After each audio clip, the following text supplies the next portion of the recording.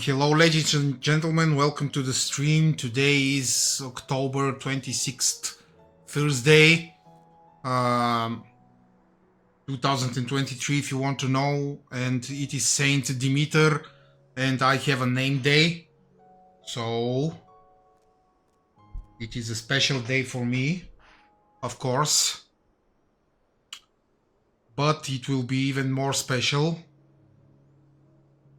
when we get the night in all the provinces like this, like we did this last night. See, it's already a night here in Lake whatever province. We will go to the Crystarium and talk to Alfino.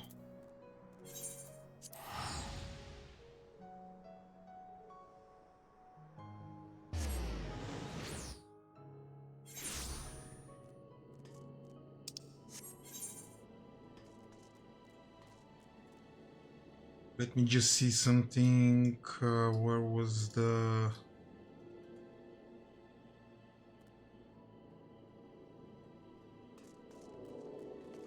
Level 76. Ah, yes. I can unlock the hunt.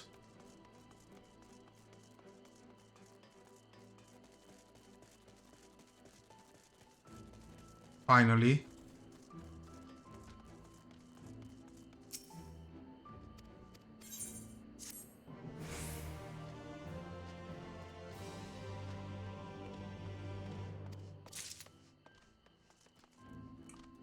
Okay, and let's go. Just check the retainers.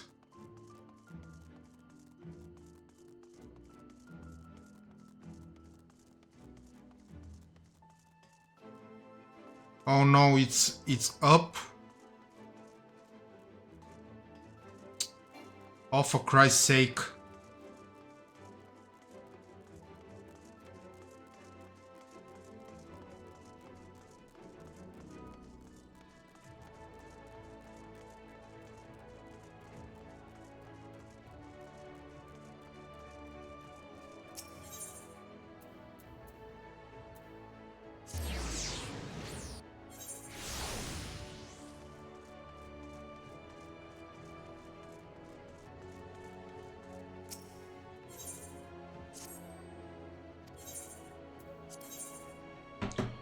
Yay! I sold shit.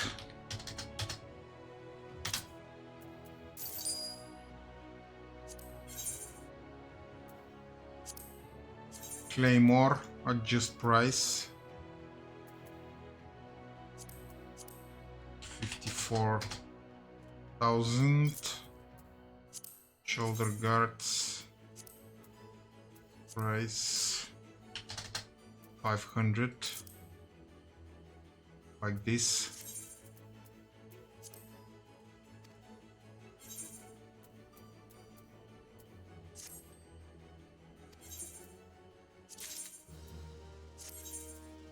Sign.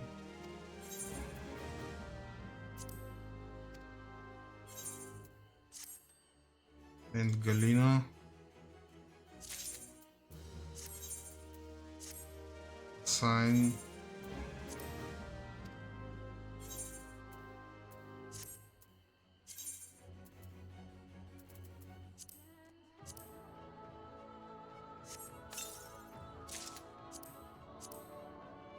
Yeah, we will probably have to put more stuff for sale, because that's a good idea.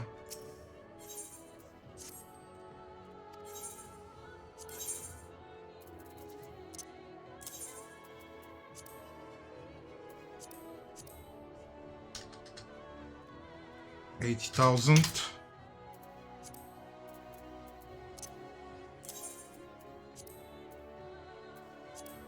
$64,000.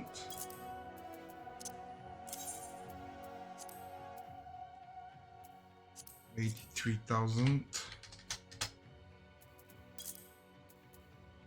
Okay, nice. Now let's go to Gridania.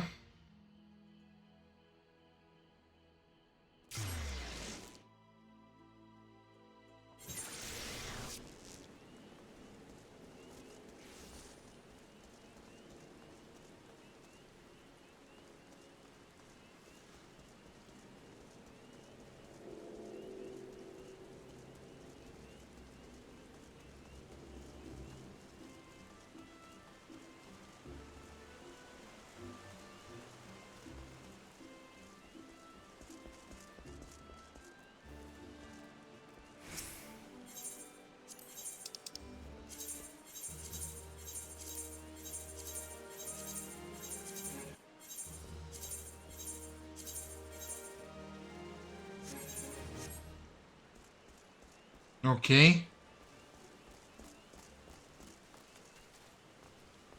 Yes, I like my inventory nice and clean like this. Broad bean soup.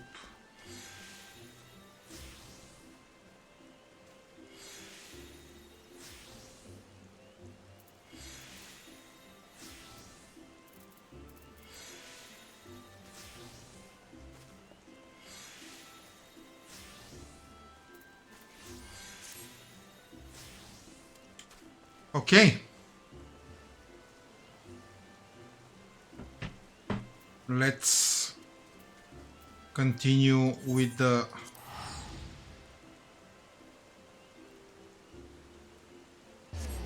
main story quest.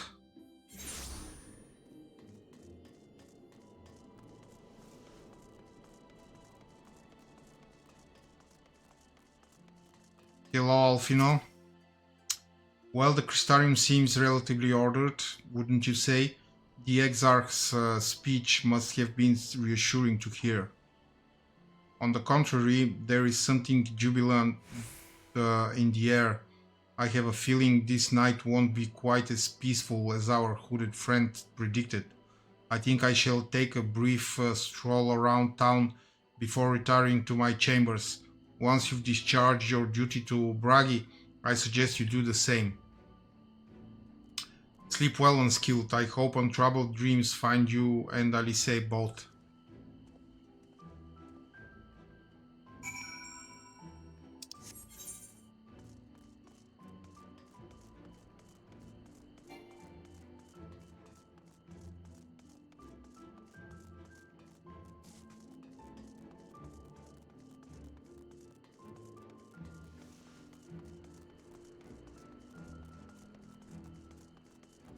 Good morning, Emily.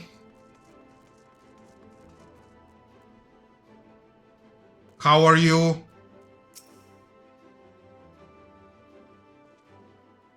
What can I do for you? Looking to buy a lantern like every other stumbling soul in the city?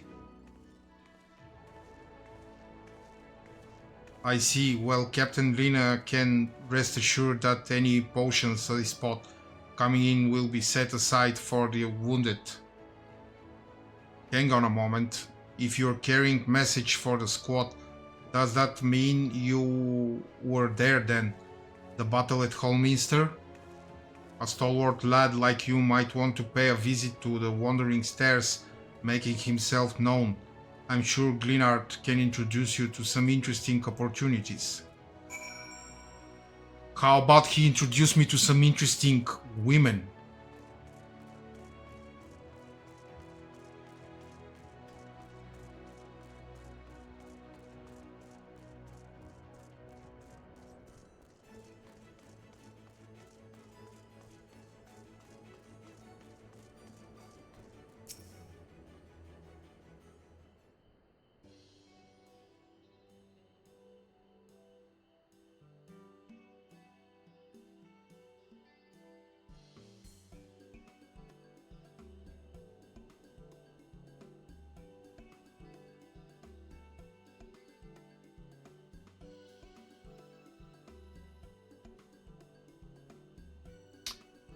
Ciela, more beer for table 2 and a couple of pints of meat for table 3 while you're at it.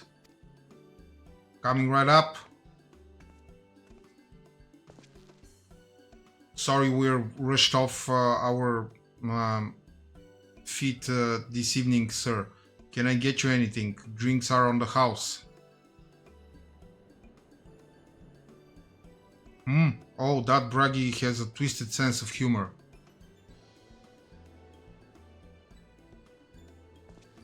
Ha ha ha ha. To think he'd send you to me at a time like this. The first real night in near 100 years has folk all riled up and then some. What's more, there was that eater business at Hallminster Switch. They say a light warden was destroyed without a damn trace, and it was the warrior of darkness who did the deed. I really must apologize for Glenard. He's been almost as rowdy as our customers, and that's no small feat. A lot of our regulars are bounty hunters, you see. They mostly go after eaters, and the rumor of the warrior's appearance was the spark to their kindling. You know how the weak eaters are drawn to the strong ones, right? Aye, they swarm like angry bees around a queen. You need look no further than Hallminster for proof of that, but attacks on that scale don't happen every day, praise the blessed shadow. No, the more common threats are the strays. No one knows why, but every now and again an eater will leave the pack to prowl alone. Those are the ones you run into on the road if your luck is foul. They are danger to everyone, so the settlement council puts bounties on their heads, and our bar here is a convenient place for hunters to gather and share information.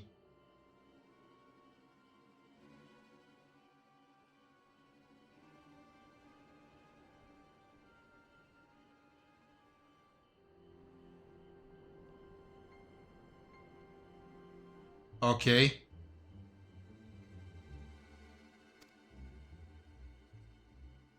Seems a few of them were inspired by the warden's slaying even more than most.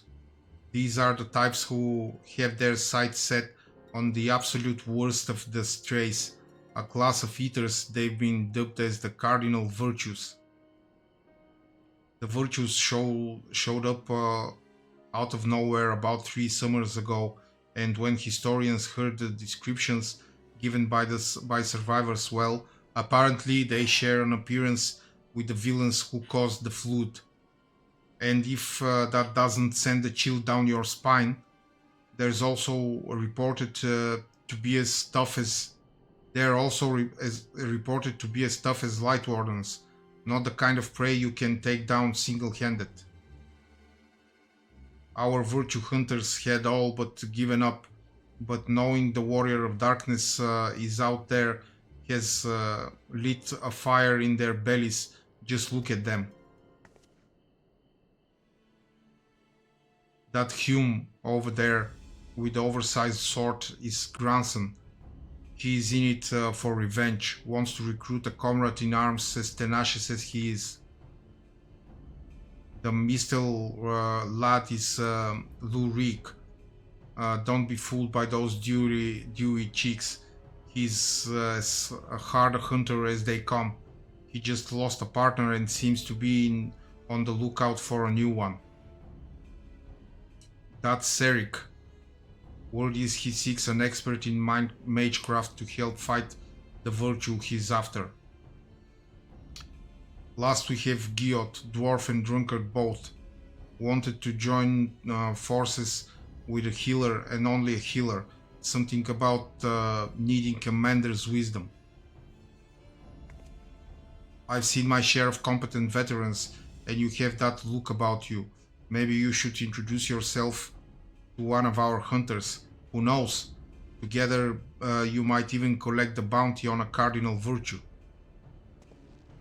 Now there's a grand idea. Imagine the prestige my bar would earn if we boasted the patronage of a successful virtue hunter. You have gained access to role quests.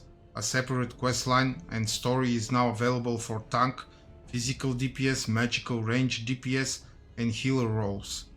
In order to reach the final stages of the Shadowbringers main scenario, you must complete at least one role quest line.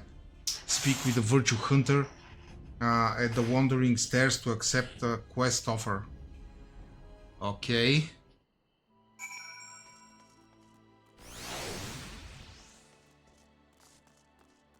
Emily, I have a name day today.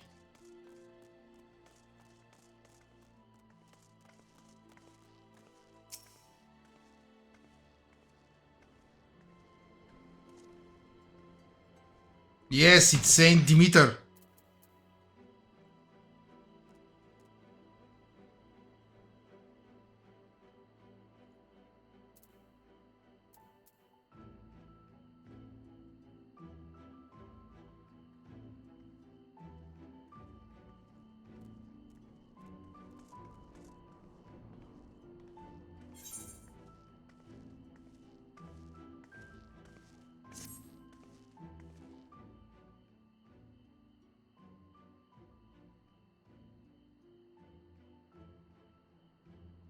Can't say I've chatted with you before.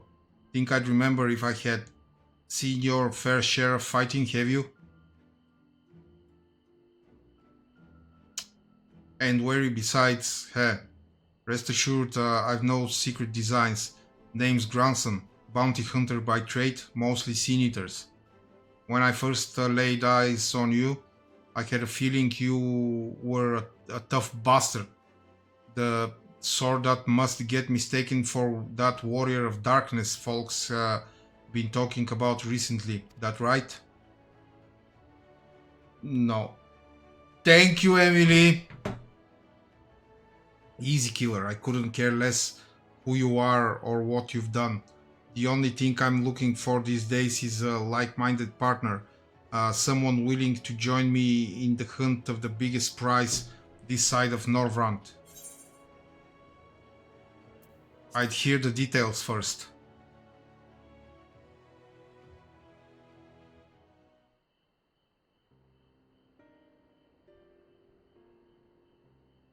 Hey, thought that grab your attention. Dikaiusin's the fiend I'm after, one of the so-called cardinal virtues, as folks were wont to call them. Former warriors of light, the esteemed heroes who saved the realm a century ago. Dear old Braden was one of them, I told. Brandon, stop me if you've heard all this before. Anyway, like his comrades, Brandon died in the process only to return relatively recently as a sin eater. The better to torment we few who survived their mercy. Needless to say, I am to put an end to all that.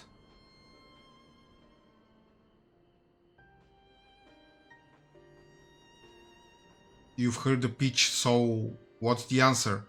You interested in hunting Dikaiosin with me? Dicky. I'll call him Dicky. Not a whit of hesitation. I like you, sinner.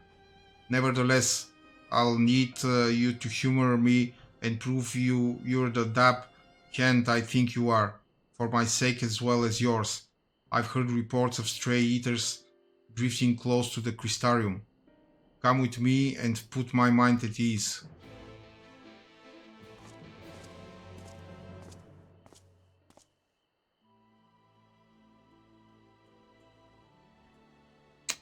A rendezvous with grandson.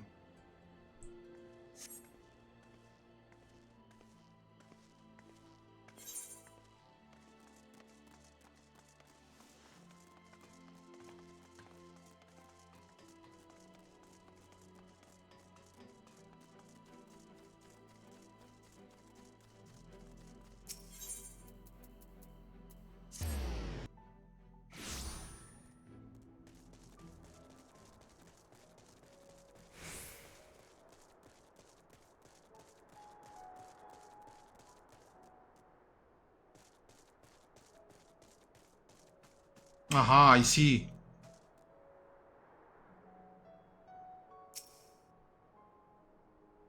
There you are. Very good. The Sin Eaters we're after were sighted west of the Ascensor Gate, so we'll need to head through there before we begin our search. Oh, and if you happen to have any objections to killing Eaters for sport, remember that many were once innocent people. You'll be doing them a favor, putting them out of their misery.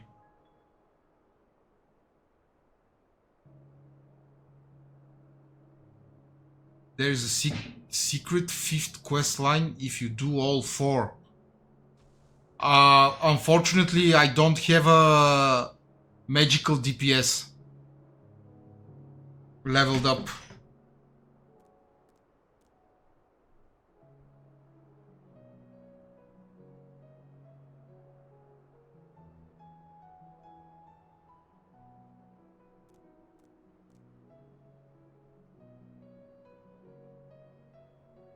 Well, what? I should level up one? I should level up one? Oh, come on. Another month of side questing and dungeons?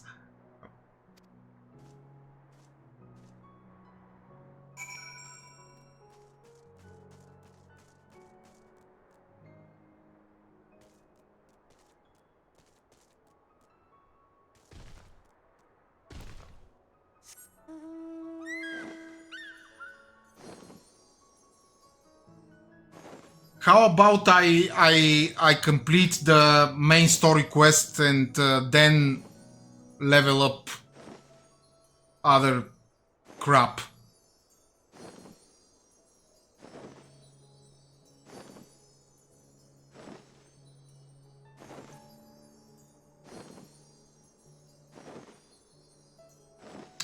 Oh, come on, Emily. You are quitting so easily? Come on. Persuade me, push me.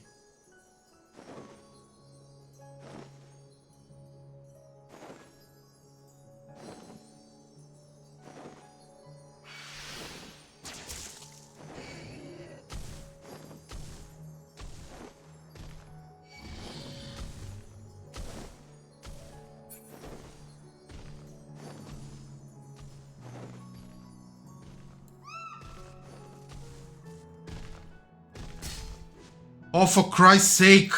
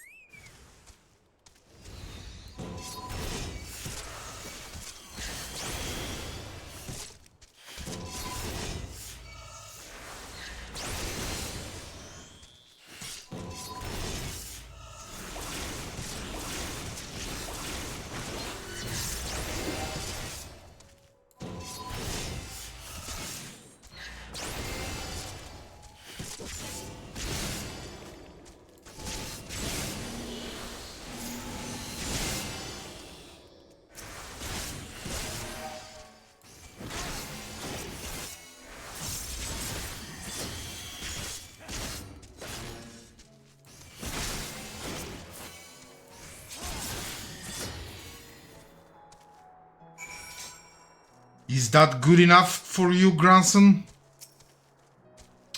Good, clean work. This is clearly not your first time. Let's do this once more, just to confirm it wasn't a fluke, though. Besides, the world could do with less Sin Eaters. Follow me, it shouldn't be much further. Oh my god! Everybody's pushing me!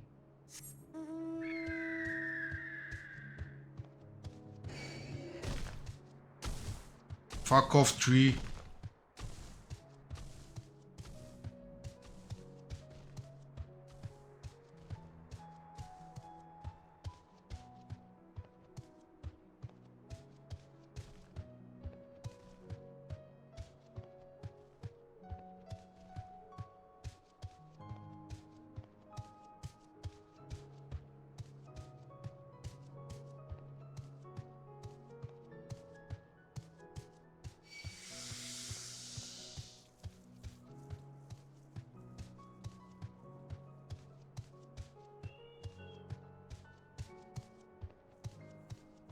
Emily, how did it go with the doctor? Are you gonna be okay?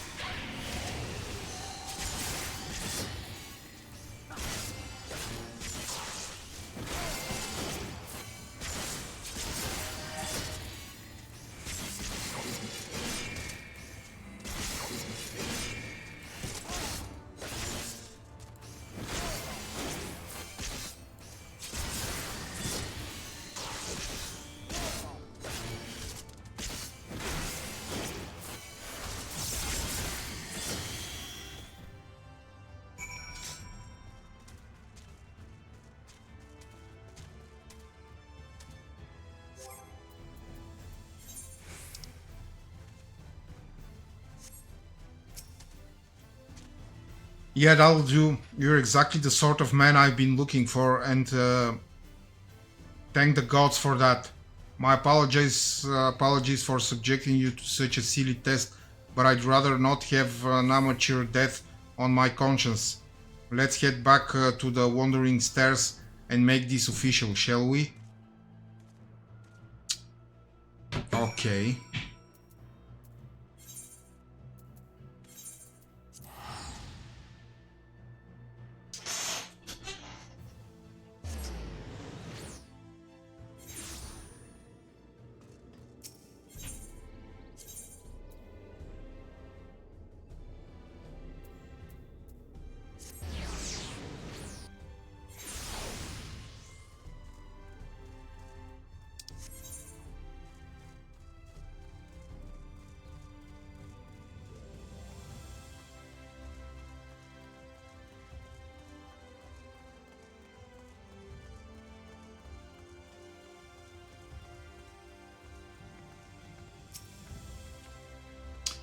So just to make sure you're still keen on our arrangement, Unskill, will you join with me and hunt the dread fiend Dikaiusin and put an end to his accursed existence? Excellent, then it is settled. Now every hunt begins with an investigation, and ours is no exception. Dikaiusin can be rather difficult hitter to pin down. But before we commence ours, we would do well to attend to our respective preparations. Let me know when you are ready to proceed.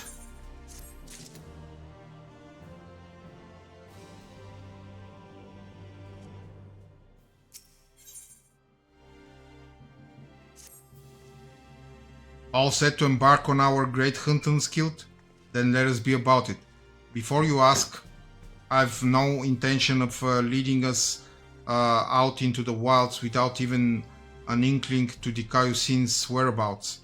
Norvrant may not be a particularly large realm, even before the flood, but it take us a dozen lifetimes to scour every nook and cranny.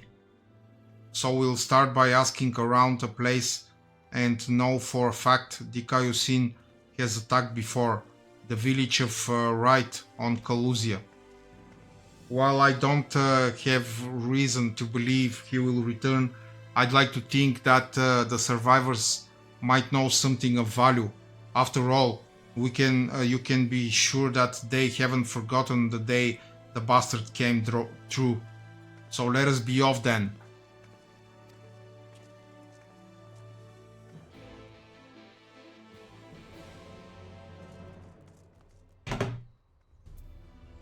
Okay, let's go.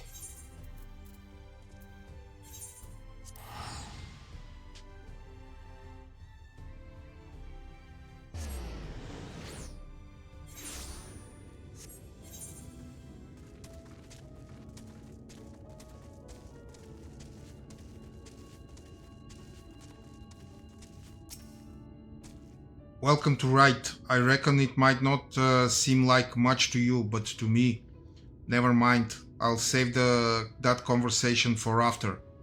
Tracking down Dikaiusin is what matters right now. Let's split up and ask after the bastard. Better odds of turning up useful information that way, I'd wager.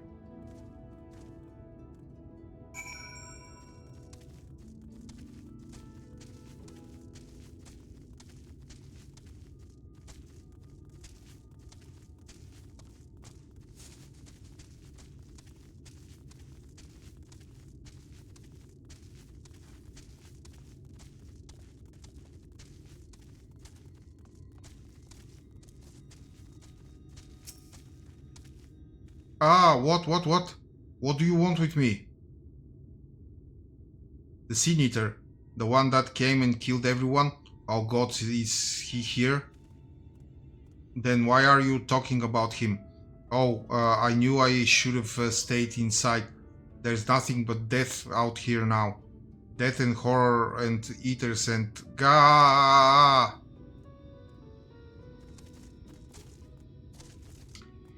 This guy was very helpful.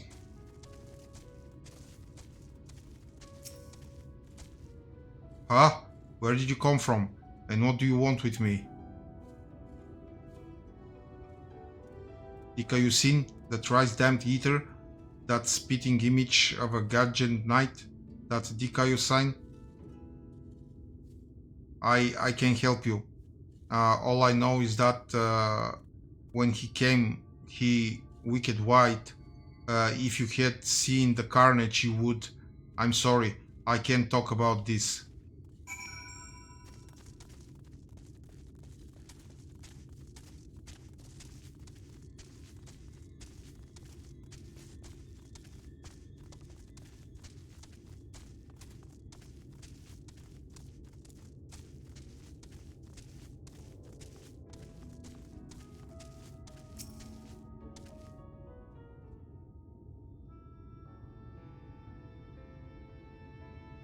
Well, learn anything worth sharing? I wish I could say I'm surprised, but I'm not. What we saw that day, what he did to us, there's no moving on from that. What exactly happened here? Well, I was planning to tell you the whole story eventually, but I suppose now is a good time, as good as time as any.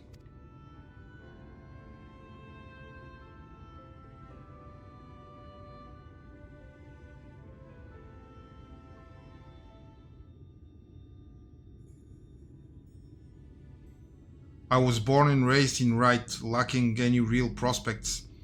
I eked out a living as a hunter. Might have tried my hand at something more exciting had I not also been trying to provide for the love of my life, Melinda. Was about a year ago that she accepted a commission from this Yulmorn trader, bloke dealt mostly in antiques, and he had this bracelet in need of restoration. Bloody old with a questionable provenance, but supposedly it once belonged to a royalty or some such. The Fangs of Fortress, he called it. Me and Herd had been uh, talking about tying the proverbial knot, buying land, building a home, that sort of thing. Around here, that might not take much, but it was still a lot more than we had. So when the trader made his offer, she didn't hesitate to say yes. I'd gone down to the shipyards to pick up extra tools and materials she needed for the work, quality stuff, but it'd pay for itself 10 times over. But when I got back to Wright,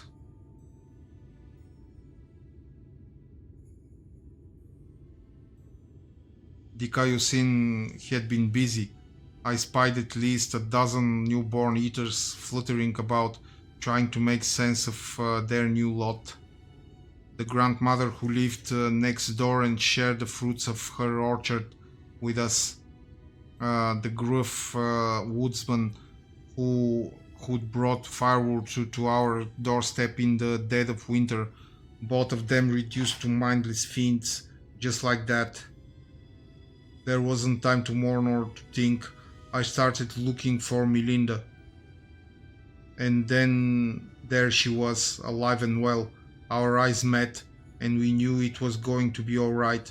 We ran for each other, and even now, a year later, it doesn't feel real.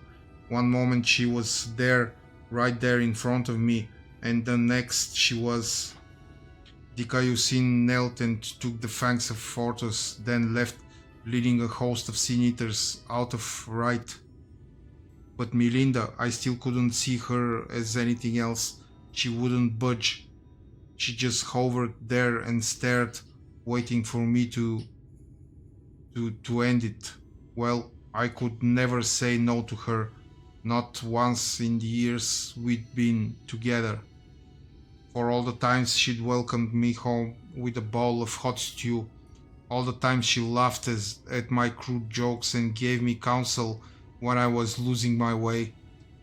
For all that time and more, I killed her.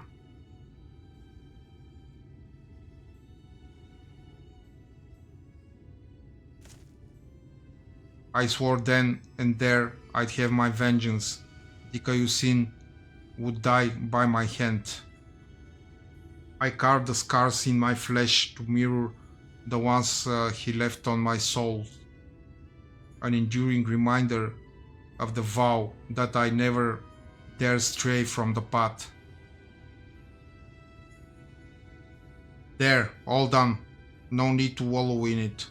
Wouldn't want my tragic yet trite tale to put you off our hunt. Still with me to the end, sinner? That's the spirit. Still, I've some unfinished business here, so if you could give me a moment before we resume, I would be most grateful.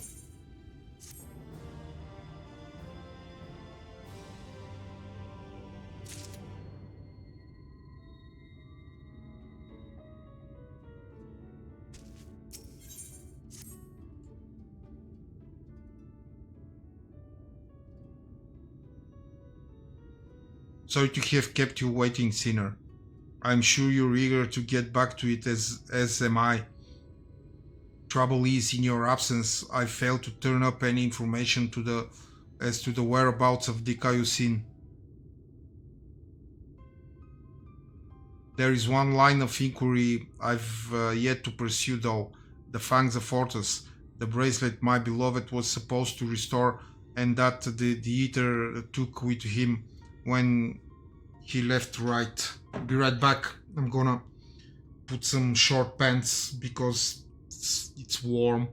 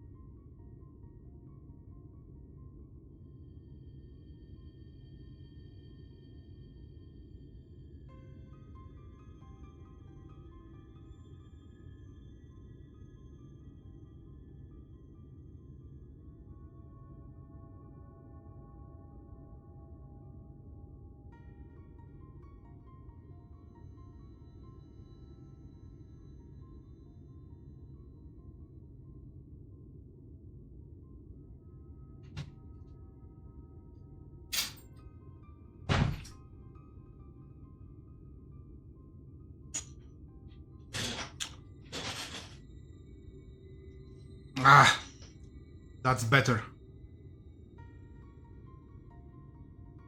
The bracelet my beloved was supposed to restore, and that the Eater took with him when he left, right?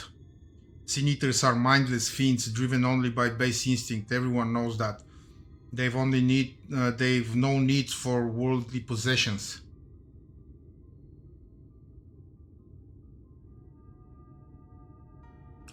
How was it, the doctor, Emily? Are you gonna be okay? Yet the Kaiusin took the bracelet anyway, which can only mean that there's something unique about this particular antique. Or the sinless bastard's somehow different from the rest of his ilk. Ah, Tuesday. Okay. How are you today? Either way, I think we need to learn more about the Fangs of Fortress, and I know just the man to ask, the Yulmoran trader who commissioned Melinda's services. Much as I'd like to question him myself, though, I don't think that's an option, even though the Kaiusin's attack a year ago is common knowledge. I doubt the trader will believe that an eater stole his precious trinket. He's more likely to accuse me of theft and have me clapped in irons.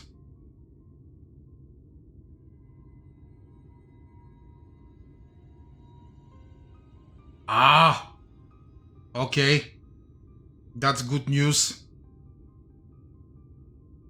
You will be beautiful again. So I'm afraid you'll have to go in my stead. Unskilled. Melinda said he was a regular at Beehive, so try looking for him there first.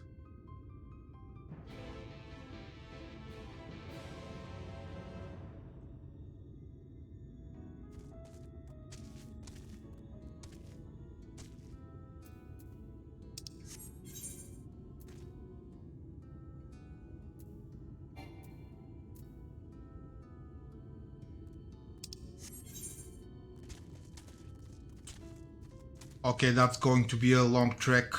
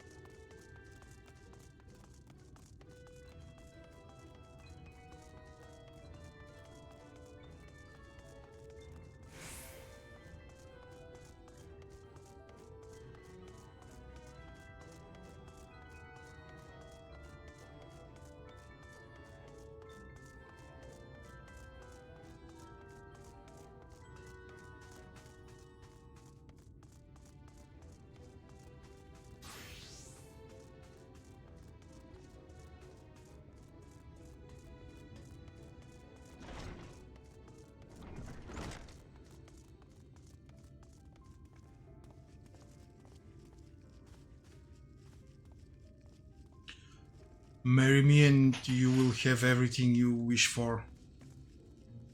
Yeah. Girl, he's only lying to you. Don't believe him. Go away.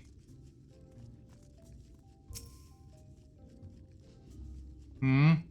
And what do I owe the pleasure of that is your company? The Fangs of Ortus, you say? How very interesting. I should be glad to tell you everything that I know, under the assumption that should you recover it, you will see it return to its rightful owner at once. I purchased the bracelet from a traveling peddler who claimed it was a relic of Vorburt, that glorious kingdom that fell with the flood, like so many others. He spoke true, from what I could tell, and intended to sell it to a collector here for a tidy profit, after having it properly restored by an artisan in right. Alas, she was one of several casualties of a Sin Eater attack, during which the Fangs of Ortus mysteriously vanished. I have, of course, been keeping in touch with several contacts on the off chance that the thief might attempt to sell it. They have not, regrettably, but a piece of similar design did recently surface in Mort Soak, I am told.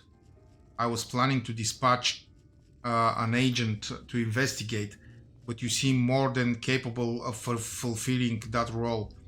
As for incentive, you may be assured that any information that aids me in the acquisition of the Fangs of Ortus or similar relics will be well rewarded. Okay.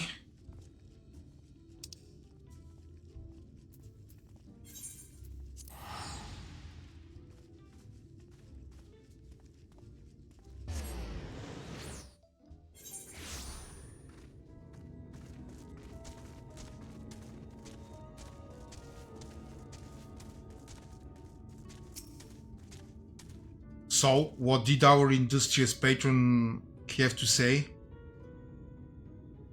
So he thinks it was stolen, eh? Just as well. We'd probably not know where to head next if it wasn't for his distrusting nature. If that piece of similar design is related to the Fangs of Ortus, then it might attract the Kaiosin's attention, assuming it hasn't already. Let's go.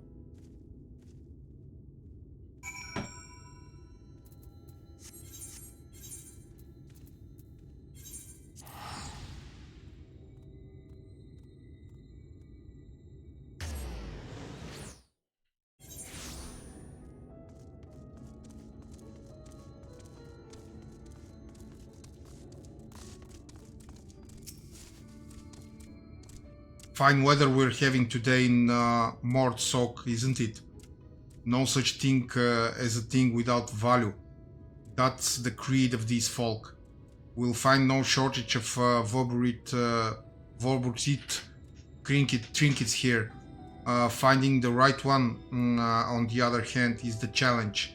I say divide and conquer as before.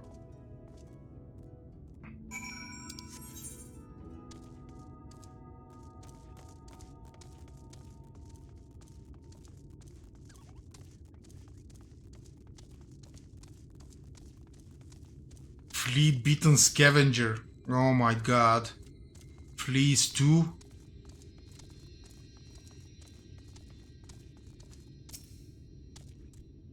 Well met, well met. How may I be of service to you? Oh, a choker that once belonged to Voburtit royalty, you say? If only I had such a remarkable treasure in my possession. But no, I do not. In all my years here, I have never even heard of someone unearthing such a thing.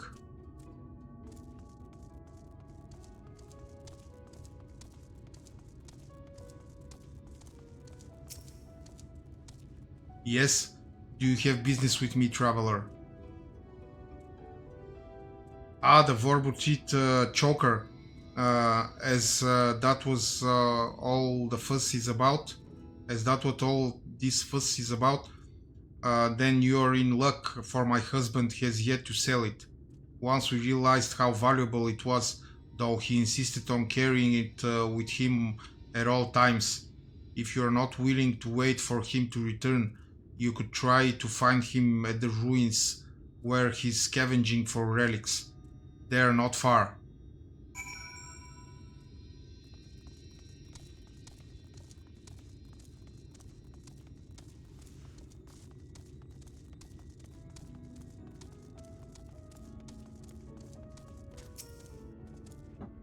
What news, friend? Ha! To think that it was that easy. You've the luck of the Fi.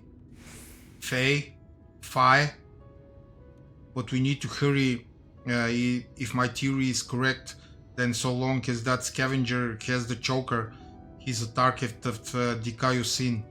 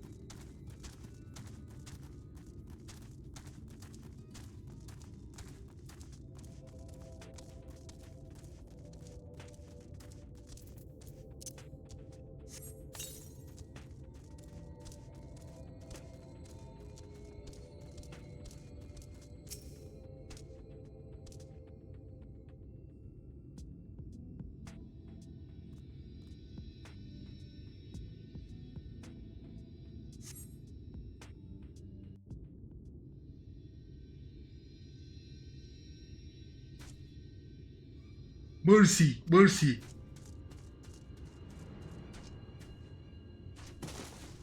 Ah, there he is. Take whatever you want, but please don't kill me. I have a family.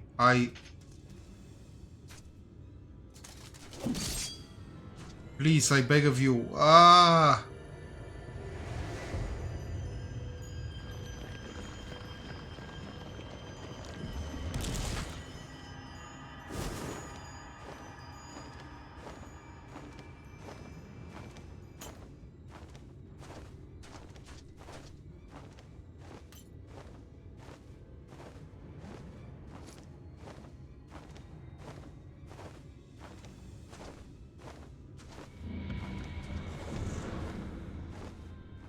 Oh, he can teleport.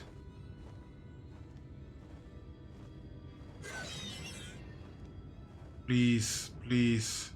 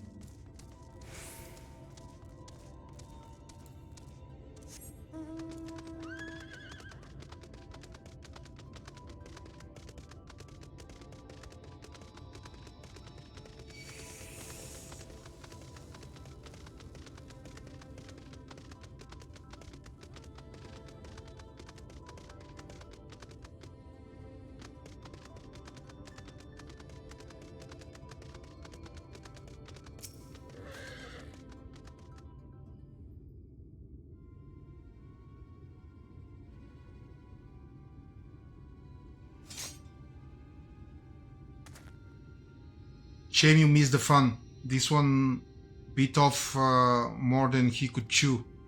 Probably because it was a newborn. You can tell by the lingering vestiges of intelligence and self. Can see it in their eyes. Like when Dikayusin, don't tell me you saw him. Wicked White. And he took the choker too? Damn it all.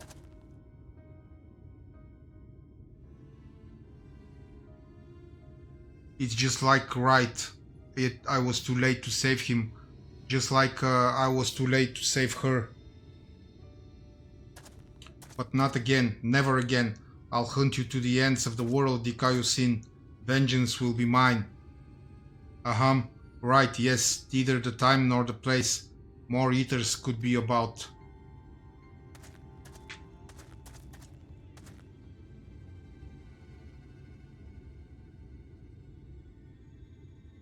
It's just every time I cut one down, it reminds me of my first, of her.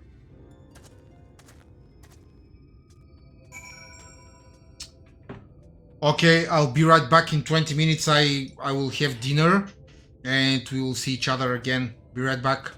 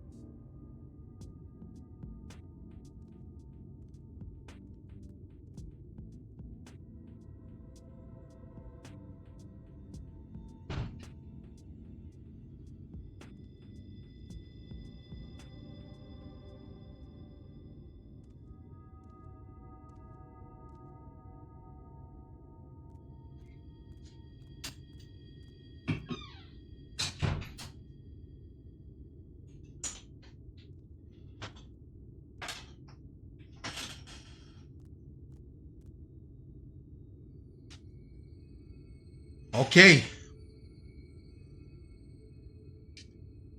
Let's get drunk. You said that it will be an interesting stream if I get drunk.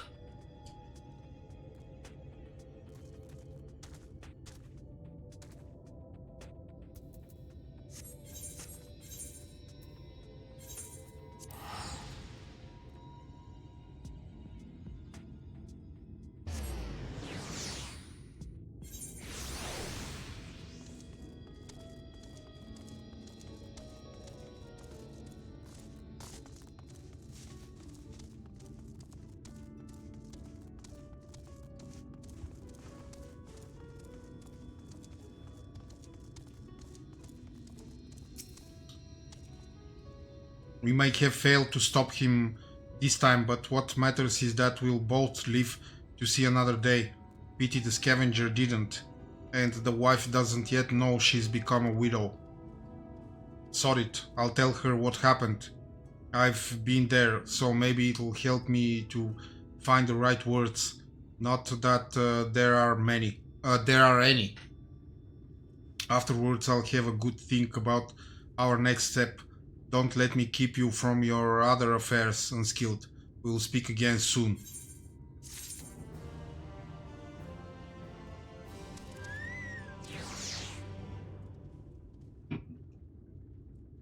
Okay, let's speak again soon.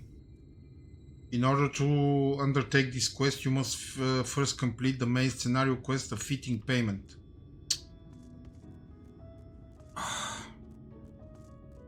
Speak with the manager of Suits Independence.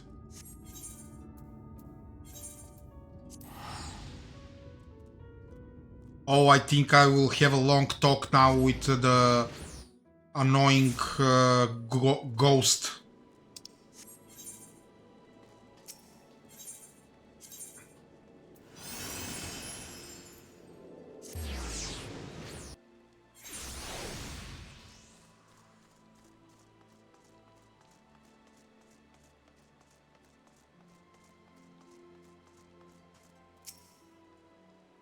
Welcome back, sir.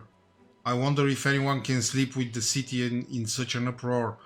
But you will be retiring to your quarters? Retire to your quarters? Very good. In light of the present situation, I have had illumination prepared for all our rooms. No need to rush to the markets for lanterns or candles. Have a pleasant rest, sir.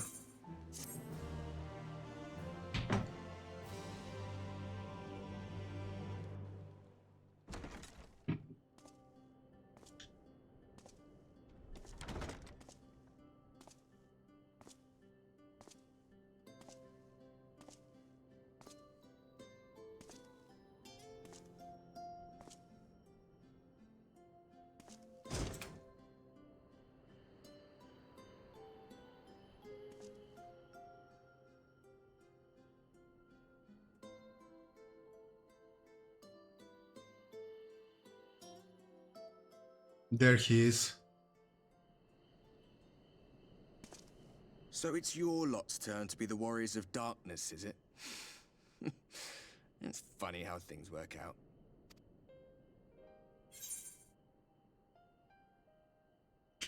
These are my private quarters. Aye, I know. Just the place. In case you've forgotten, you're the only one who can see me. If we had one of our little chats in public, people might start thinking you'd lost your wits.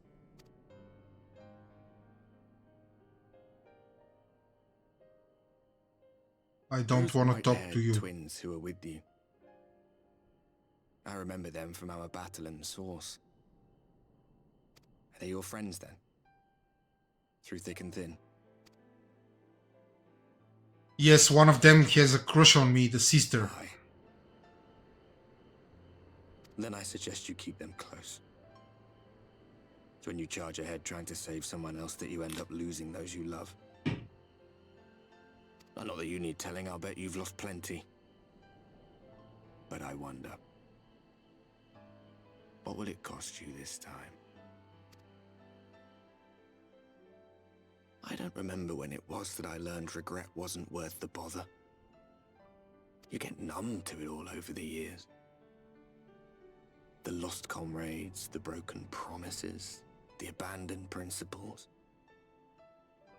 Just more nagging burdens to ignore.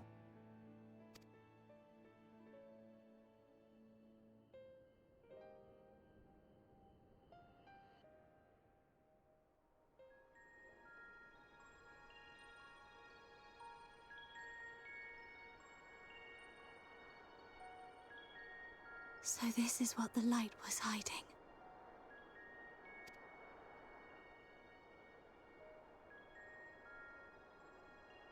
He's here.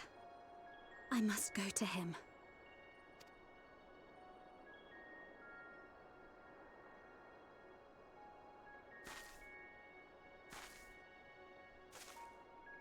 Well, be quick about it.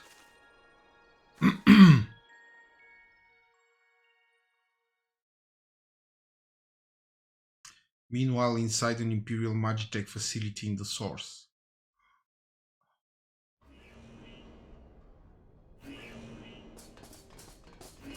Intruders! Fan out and find them!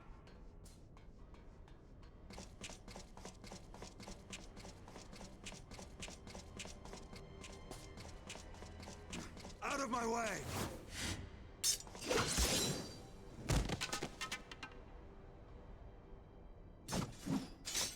Stay your weapon.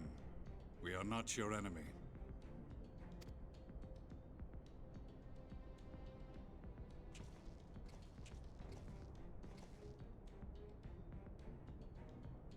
When the alarm sounded, I wondered what we had done to betray our presence. But I see now we are not the only intruders. Sir Estinian, I presume. The dragoon who plucked the Warrior of Light from the jaws of death. Your armor is most distinct.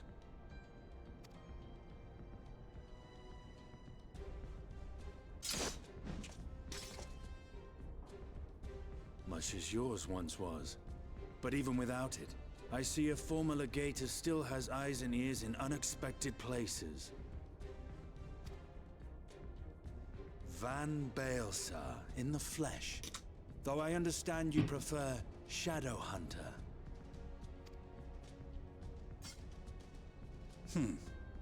You are in contact with the Scions, I take it.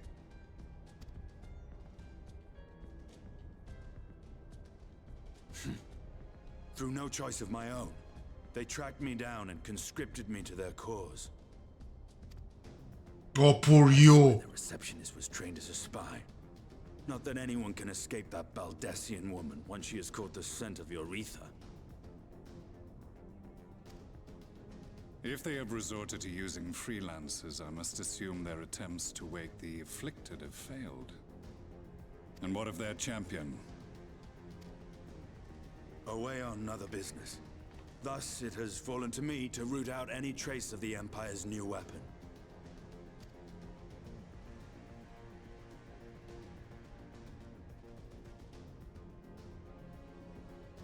If it is Black Rose you seek, you are too late. My people have already completed your mission here. Yet this is but one factory among many. When they caught wind of our efforts, they built additional facilities to ensure production continues unabated. There will be no one left in the lands they conquer. No citizens to conscript. No skills to exploit. Nothing the Empire needs. And they will call it victory.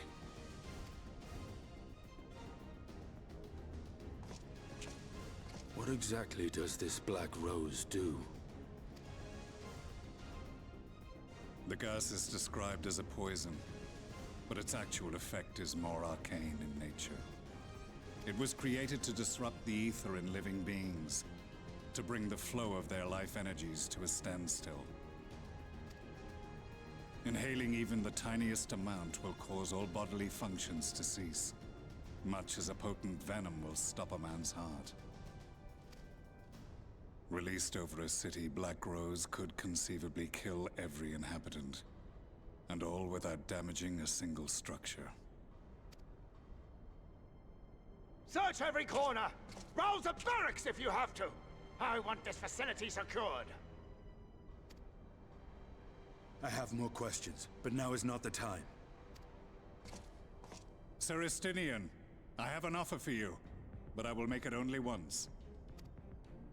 Since it would seem we seek the same answers, you are welcome to join us. Ha! From what I hear, you need all the help you can get. In case you don't know, Varys himself confessed that your empire was a creation of the Ascians. I am aware of what his Radians said at the parley. Thus I would return to the capital, that I might behold the truth of this corruption with my own eyes. My path leads to Garlemald.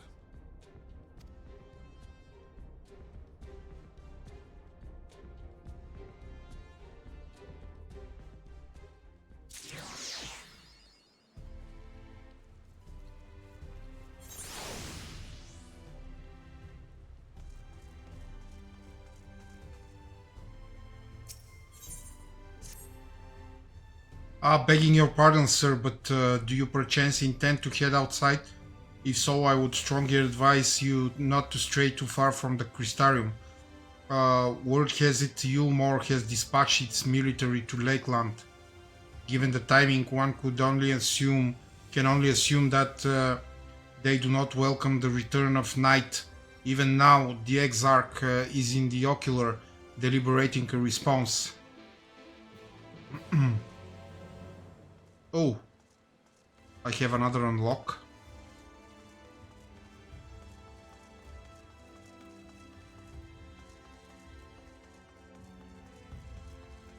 What the fuck?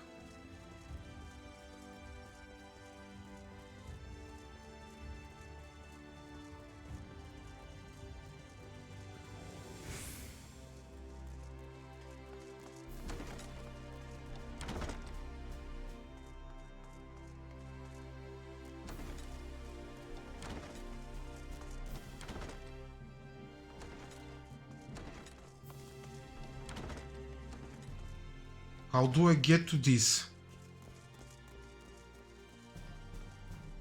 The other side? No?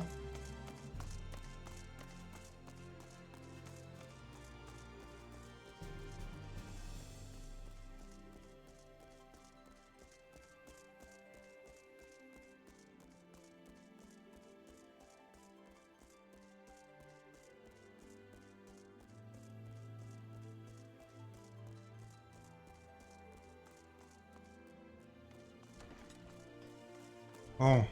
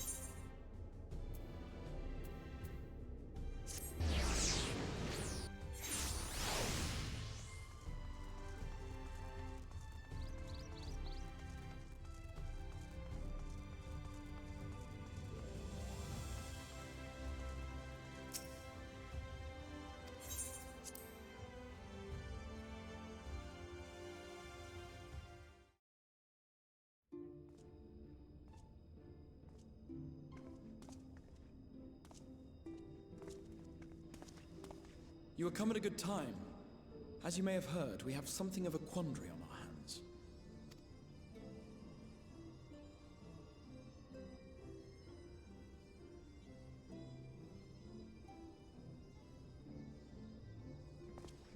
Laxon Loft, here in Lakeland. Yulmore has sent one of its airships. They have questions for us concerning the death of the Light Warden. Their emissary makes his way here even as we speak.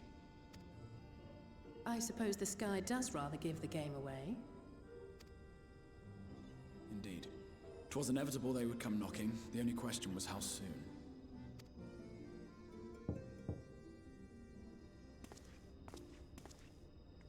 My lord, I am come with the Yulmoran emissary. May I show him in? A moment, Captain, if you would.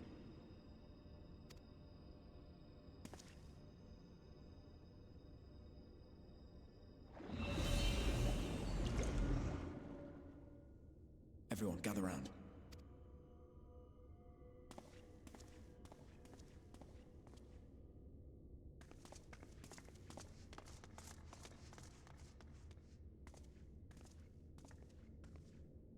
I do not wish to show our hand prematurely.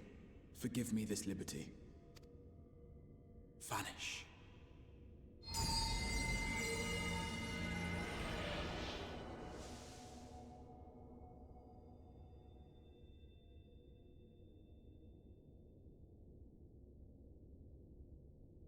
Enter.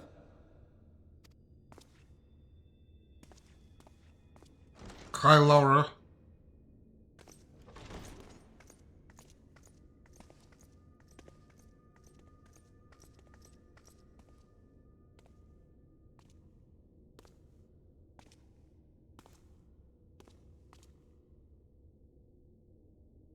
Well, well.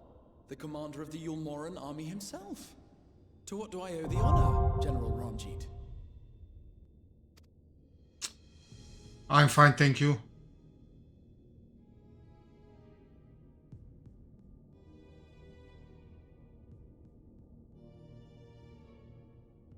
The Light Warden is dead, Exarch.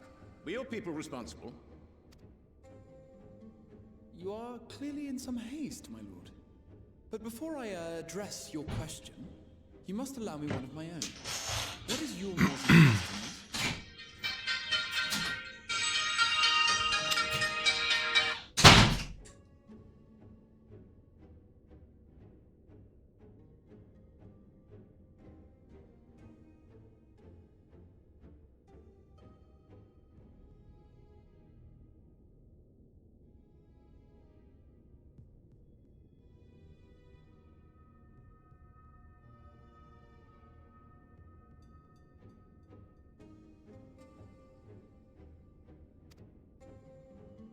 His Benevolence, Lord Vorthry, is gravely concerned that the actions of an ignorant few may jeopardize relations between man and Sin-Eater. Should it transpire that the Crystarium is guilty of abetting the villains responsible for this outrage, my lord has decreed that it suffer the same retribution.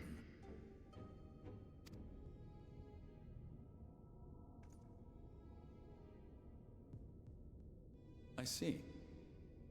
Since you have been so candid, I too shall speak my mind. Regardless of who is responsible, the Crystarium rejoices in the Light Warden's death and welcomes the return of the night sky. If Yulmore considers this tantamount to aiding those you term villains, then by all means, carry out your retribution. Know, however, that even should every innocent soul in the Crystarium perish, nothing can stop that which has been set in motion.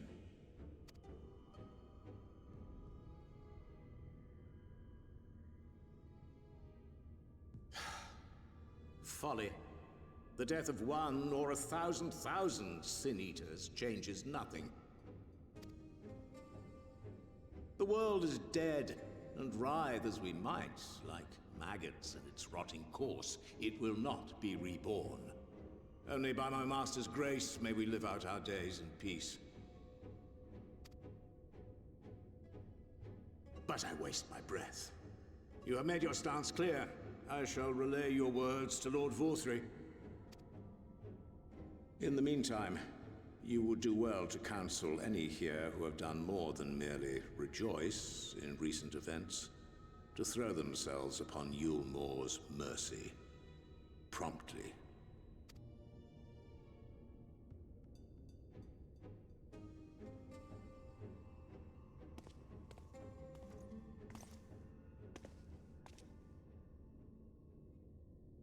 One last matter. We are searching for a young artist and his assistant. Know you of whom I speak? An artist and his assistant, no. I cannot say I do. What a pity. Should they reveal themselves to you, I bid you hand them over at once. My master is most eager to see them again.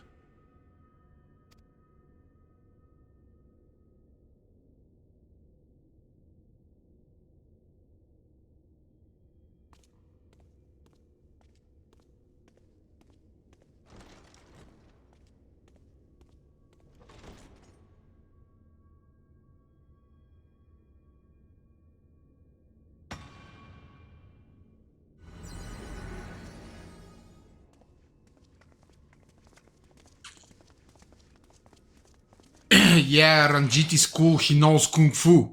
Am I imagining things, or did he just stare straight at us? I fear he did. The General is not a man to be trifled with. He is a warrior of fearsome repute who has led Yulmore's army since before Vorthry's time, when the nation still spearheaded the fight against the Sin-Eaters. Because I don't want to have one, Laura.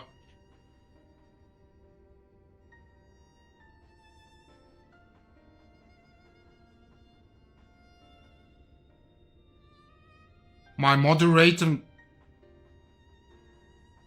No, I'm not interested. Thank you. One does not command the world's mightiest army, and for so long, without possessing exceptional instincts.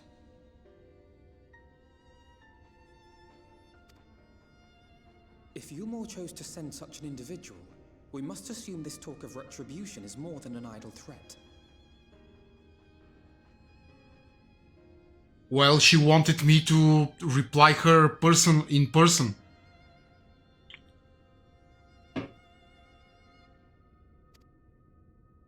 While we are grateful for your support, my lord, we cannot in good conscience put your people in harm's way. 'Tis noble of you to say, Master Alphino, but my people have been in harm's way since long before you arrived. Yulmore has ever yearned to rule over what remains of the world. Even should we surrender the Warrior of Darkness to them, they would find some other pretext upon which to invade.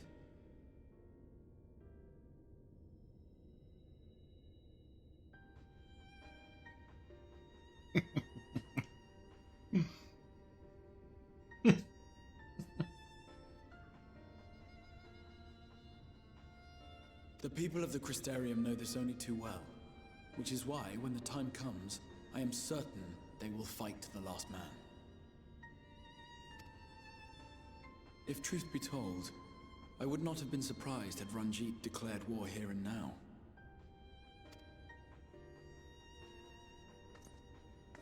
He may have reason to delay. According to reports, the Yulmoran forces at Laxan Loft were observed taking a prisoner. A young woman believed to be none other than the Oracle of Light, Minfillia.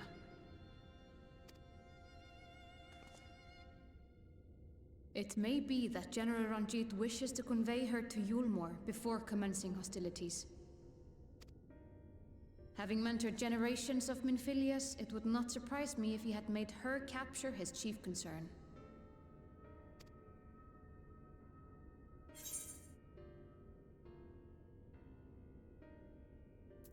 I'm sorry, generations of Minfillias? Ah, of course. How remiss of me. I had intended to speak to you of Minfillia. There is, however, much to say, and precious little time in which to say it. I think it best that you seek out Moren at the Cabinet of Curiosity. He'll be able to enlighten you. Alphino, Alize, would you care to accompany your friend? You doubtless have insights of your own to offer on the matter. All right, though I'm still not sure I understand it all myself.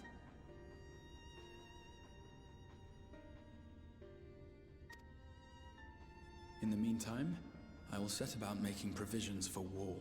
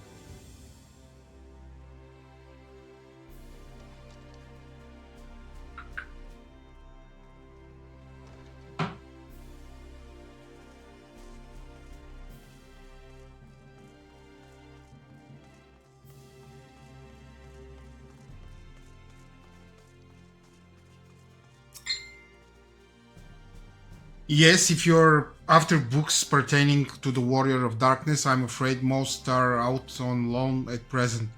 They are experiencing quite a surge in popularity. Oh, you wish to learn about the Oracle of Light? Then it would be my pleasure to assist. After I have finished off some few outstanding tasks, that is. While I tend to them, perhaps you could fetch me a book, The Illustrated Tale of the Oracle of Light, it's called. Though it's intended for younger readers, it provides an excellent summary of the subject matter, and the artwork is quite lovely besides. I would not hesitate to recommend it to anyone with an interest in learning about Minfillia. But you must see for yourself, the book should be located on the level below. Should, I say.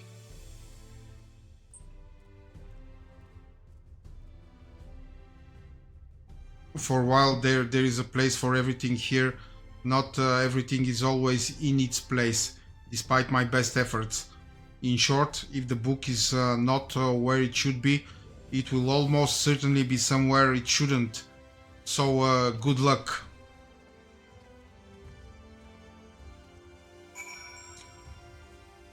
Librarians, man.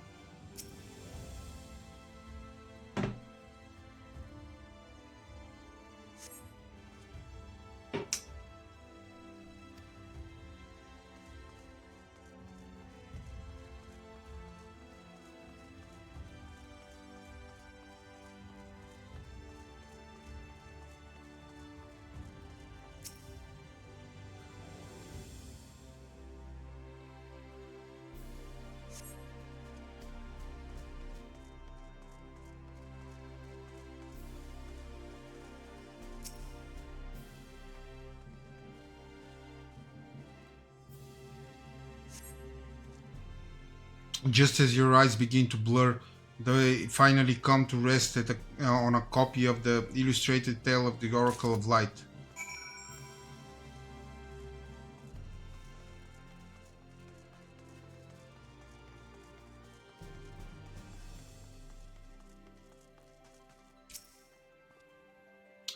Have you found the book? Yes, this is the one. I hope it wasn't too difficult to track down. I'm happy to say I've finished all my pressing tasks. If you want to call your friends over, we can begin learning at once.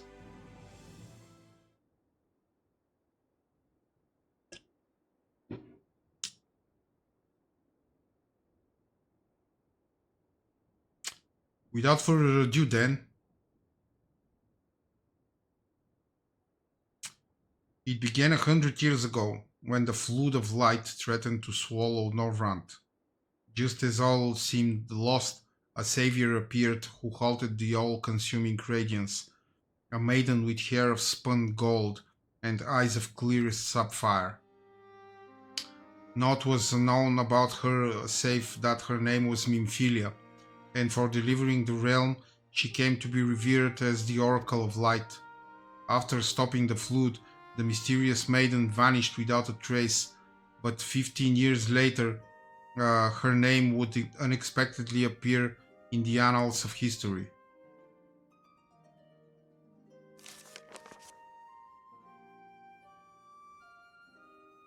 When Sin Eaters laid ruin to the kingdom of Warbord, a young girl was discovered who was immune to the creature's blighted touch. One with hair of spun gold and eyes of clearest sapphire, she was hailed as the Oracle Reborn and came to likewise be called Minfillia. Enlisting in the Ulmoran army, this Minfillia fought and vanquished countless Sin Eaters.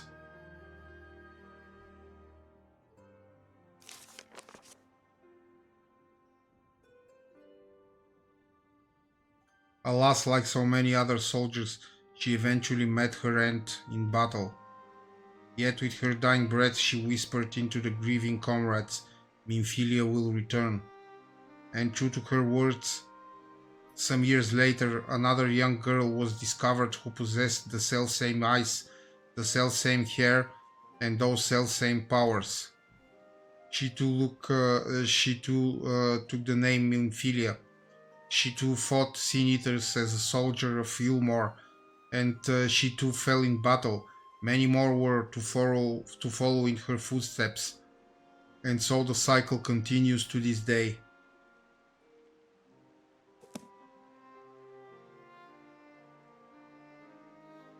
And that concludes the tale. By their valor and sacrifice, these women have saved Norvrant on numerous occasions, and were it not for them, we might never have learned of the Light Wardens and their nature. They sound like formidable warriors.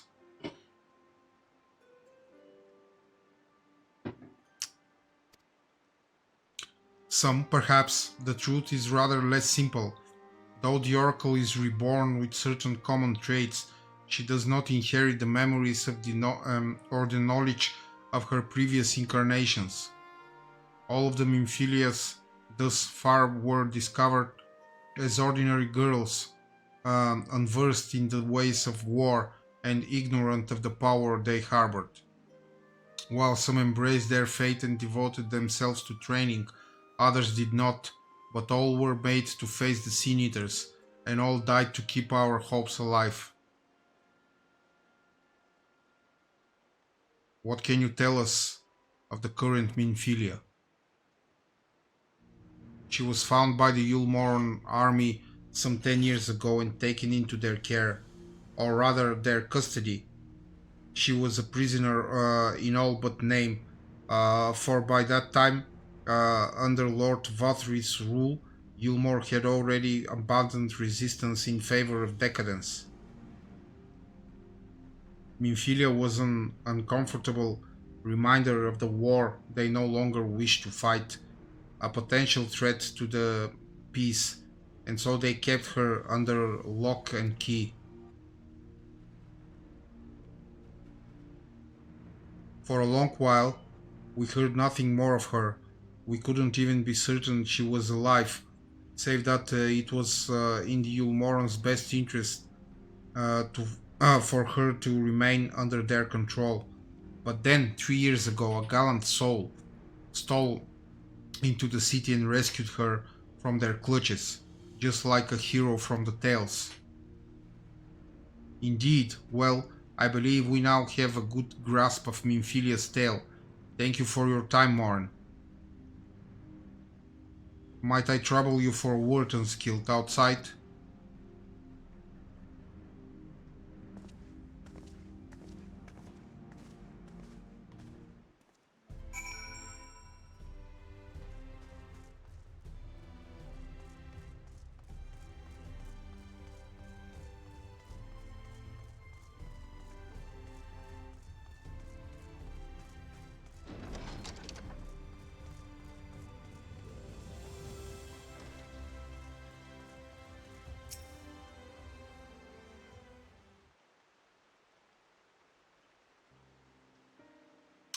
As you will have already surmised, the gallant soul who rescued Minfilia was none other than our own dear Tancred. They have since been wandering the land together, never remaining in one place for long, which is why we have not yet had a chance to meet them. We know that Minfilia journeyed here in as Heidelin's emissary to hold the Flood of Light. It could only be her that the people of the first witnessed 100 years ago, the original Oracle of Light. But while there is plainly some connection between the woman we knew and her namesakes, the fact that these girls do not share her memories must surely mean that they are not the same person. Tancred has to understand that. I have no doubt that he understands. The question is how he feels. Regardless, the Tancred we know would not forsake his charge. If she has been captured, we may be certain he will not stand idly by. There you go again, talking in your roundabout way. If you think we should rescue Minfilia, just spit it out. It just so happens I agree with you. It's quite clear that this Minfilia possesses Heidelin's blessing. And it wouldn't hurt to have a second such individual on our side, right, Unskilled? Quite.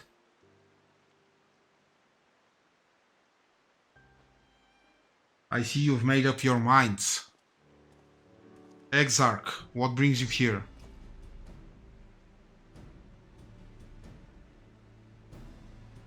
A report and a proposal. First, the report.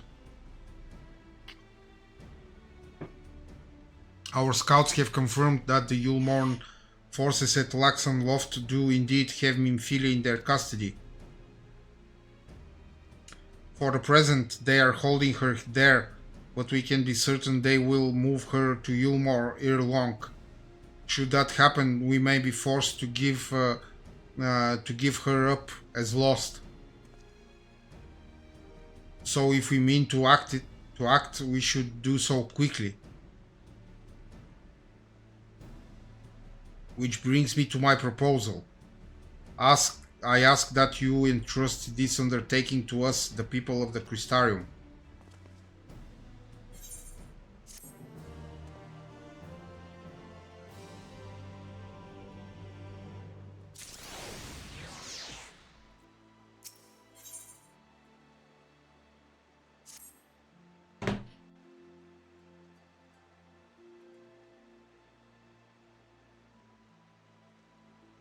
You are doubtless eager to attempt Minfilia's rescue, and with your combined strength you may well succeed.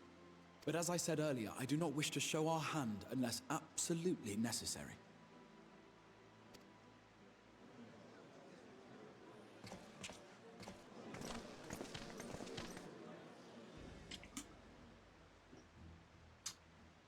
'Twas not merely the night sky that you restored to us, but hope.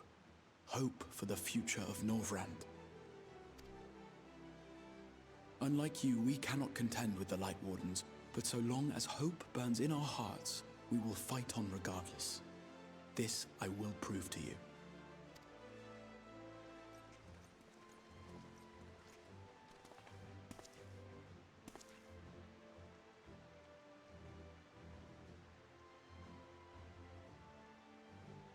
My friends, I thank you for gathering at such short notice. There is something I would ask you all. As many of you are aware, I received an emissary from Yulmore a short while ago in the form of General Ranjit. To my dismay, the General condemned the slaying of the Light Warden, and warned me in no uncertain terms that, should the Crystarium cast its lot with the Warrior of Darkness, there would be war.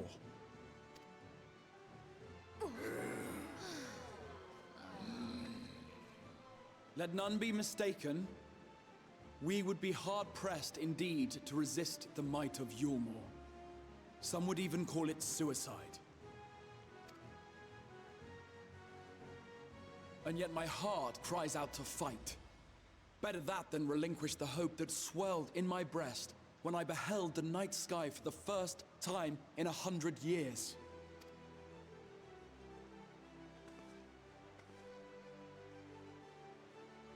Or so says my heart. My mind, meanwhile, reminds me that to follow my heart would be to risk everything we have accomplished thus far. Clearly, this is not a decision to be made lightly, nor less alone. And so I put the question to you all. What should we do?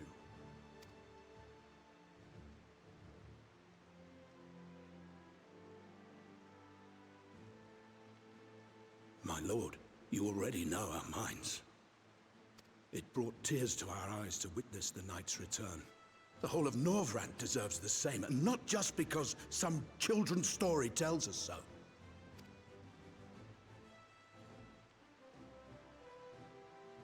Yulmore's influence is far-reaching.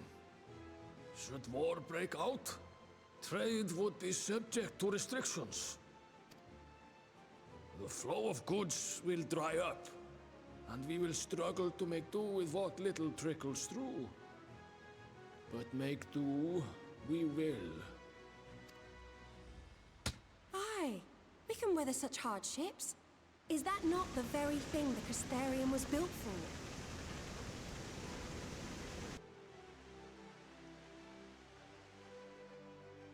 We have always taken pride in our ability to sustain ourselves.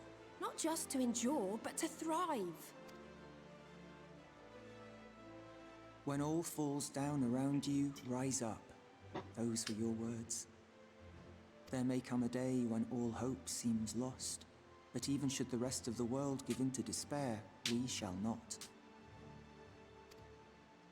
We shall fight on, that our children and our children's children might know a better tomorrow. Rousing words apart, I never much cared for those Yulmoran bastards anyway. No better than common swindlers, most of them. Wouldn't know a fair deal if it came up and kissed them on the arse. Trust you to spoil the moment.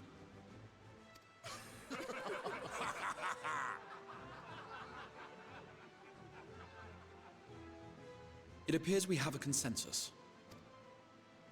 Let it be known that the Yulmoran host at Laxon Loft has taken the Oracle of Light captive. They fear the power she holds over the Sin Eaters, and doubtless intend to imprison her once more. So, I move that we rescue the Oracle, grant her a place among us, and let that be our answer to Yulmore's ultimatum. Hear, hear! Hear, hear!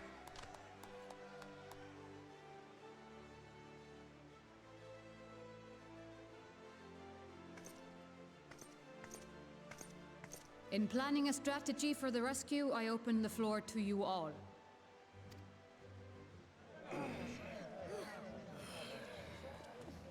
And there you have it.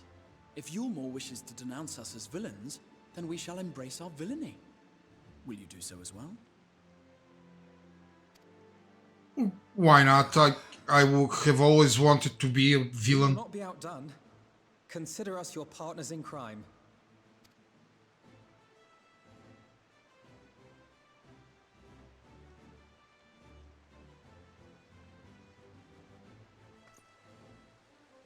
My lord, our proposal is as follows. We begin by deploying Amaro to occupy the skies over Lakeland. They should serve to delay the airship's departure.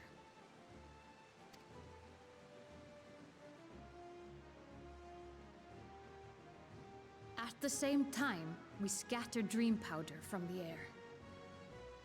Not all will succumb to its effects, but it should thin the enemy's numbers, affording us an opening to swoop in and liberate the Oracle.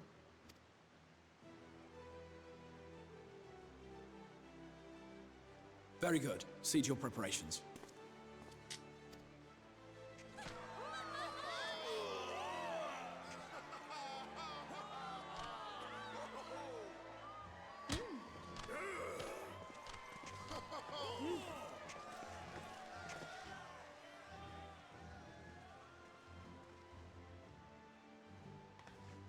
And what exciting crimes would you have us commit? Speaking for my fellow villains, I'd say we're capable of most things, though we draw the line at indolence.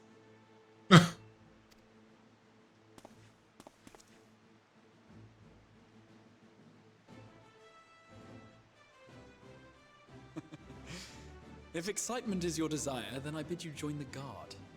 Captain Lena will give you your orders. I just cannot imagine myself with Alice. I don't know why. Maybe because she's way too shorter than me.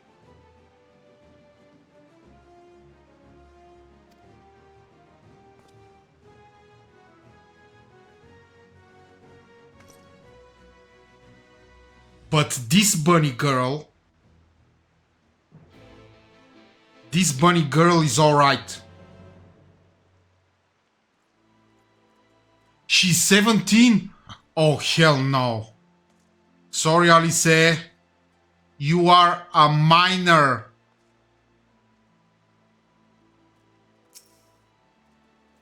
I'd rather go with Lena, to be honest. She's my size, see?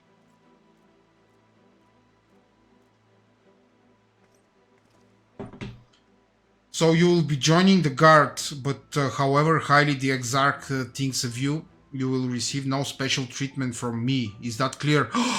Oh, behave, Lena.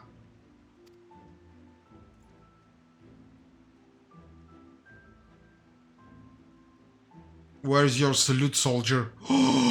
Oh, I love women who are bossing me. Nice. Better. More spirited than the Exarch's feeble attempt, certainly. Now, first things first, you will need uniforms. Go to the Crystalline Mine and report to Katlis. She will see you measured and fitted.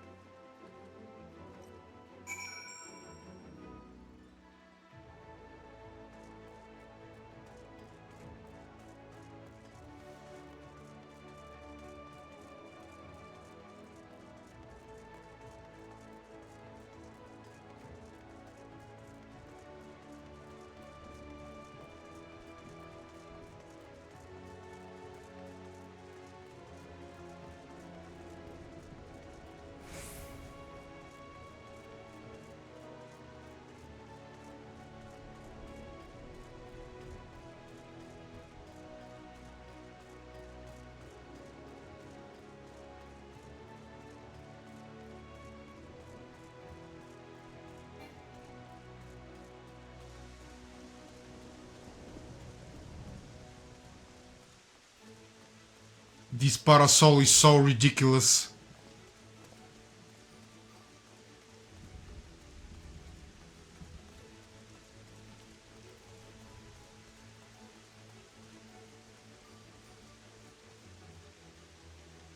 Okay, I will speak with Katlis in 5 minutes. Be right back.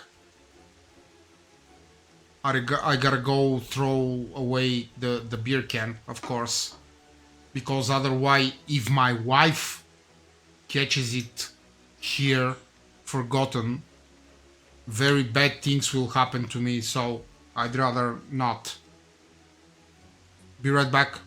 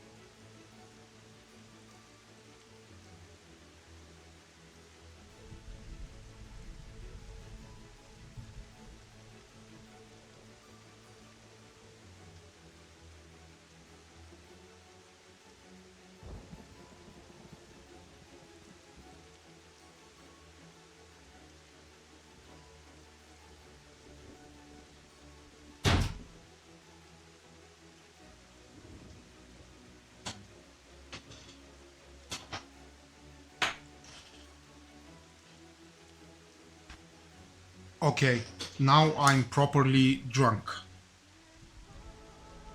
I don't know how will I play from now on. Ah, and there is the last of them. Your friends are being measured as we speak. Right this way. We'll see to it you look your dashing best. for your first outing.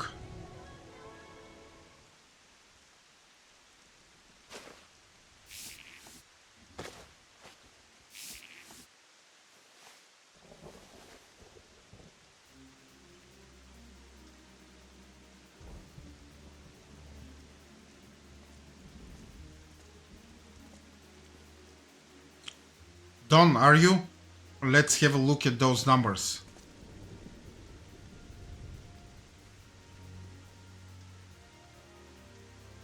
I see.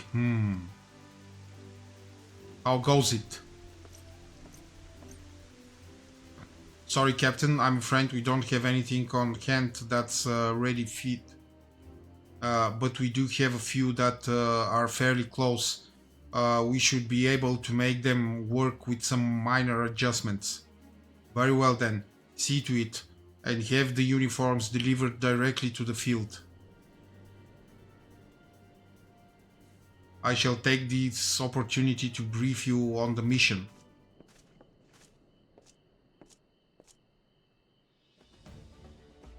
As mentioned earlier, we will deploy Amaro to scatter dream powder from the air.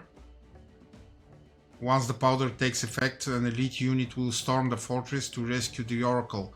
Her safe liberation is our sole objective. Engagement is to be avoided wherever possible. I assume we are to be part of said unit? Correct. The unit will be divided into two contingents, one deploying from Fort Job and the other from the hostile Imperative. You and Alfino will join the former. Unskilled, meanwhile, will join the latter with me. Oh yes, Lina, I would go anywhere with you.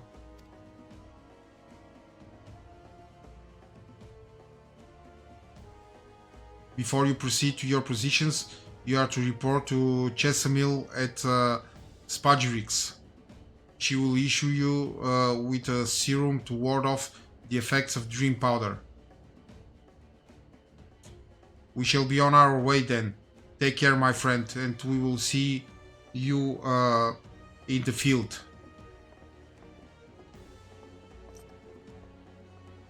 It's quite far to the Imperative, so you may make use of an Amaro from the rookery, after you have collected the serum, of course.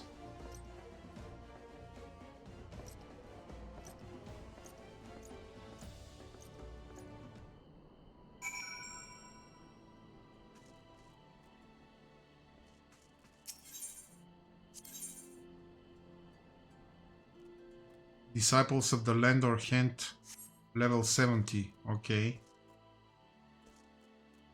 Speak with Chesamil.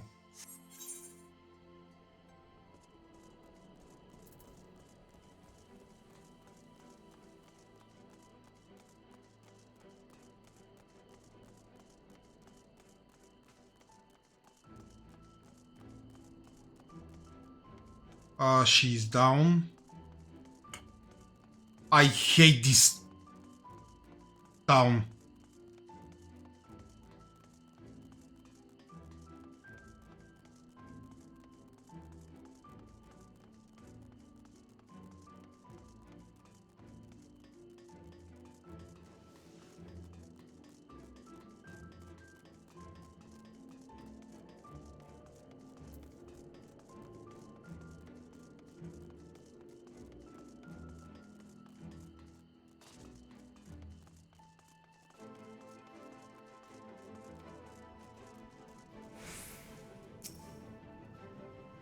Yes, sweetie, is there something you need?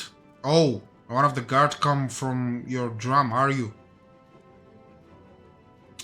Yes, I know it's on the lower level. Here you go. A dose of this will keep you firmly in the waking world while your enemies are off in a dreamland. Now, if this is your first time, I should warn you, it's bitter as sin. Princess Kiss, they call it, but if you ask me, it should be Crone's Kiss. Hehe. Just aside, the stuff really is foul. Most people gag like there's no tomorrow, but if you don't drain every last drop, you are liable to end up taking a trip to Dreamland yourself. So I must ask you to drink it here and now while I watch. Come on, give the old crone a kiss, hee.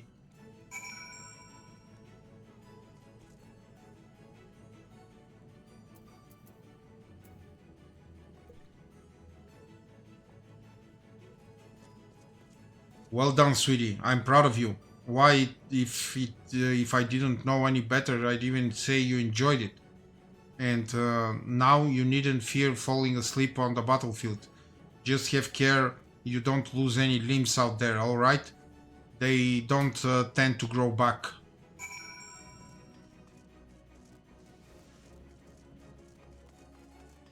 No shit, Sherlock.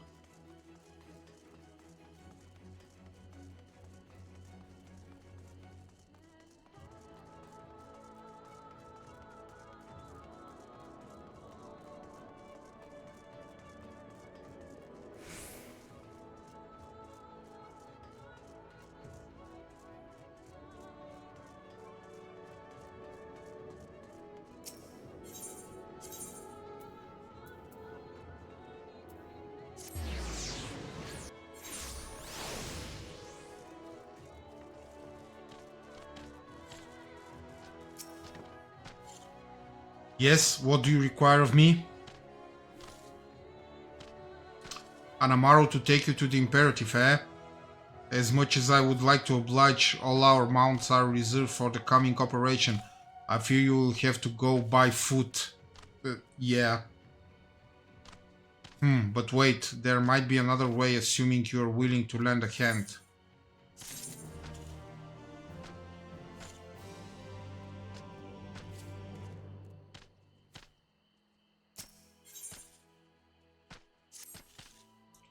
I was about to deliver an Amaro to Radisca's Round, one of the locations whence the beast will fly for the operation. The tower lies along the road to the Imperative. If near enough is good enough for you, you may make the delivery in my stead. Very good, I shall ready the Amaro for departure at once.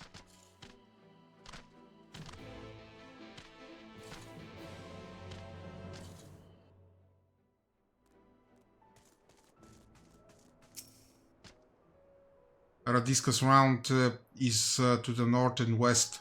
You can take the road or you can fly. It's up to you. Upon arriving, make yourself known to the sentry and she will give you further instructions. If you should become separated from the Amaro, worry not. The beasts are trained to return to the rookery. That is all. Go well.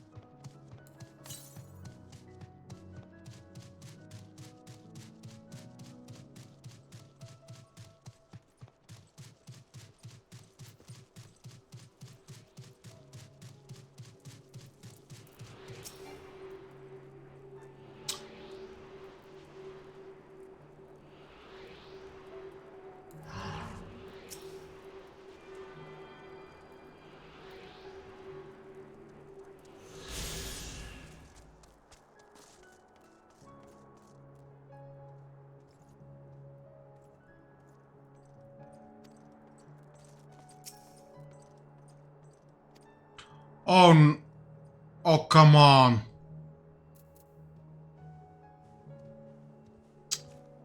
I have to be with the Amaro? This is dumb.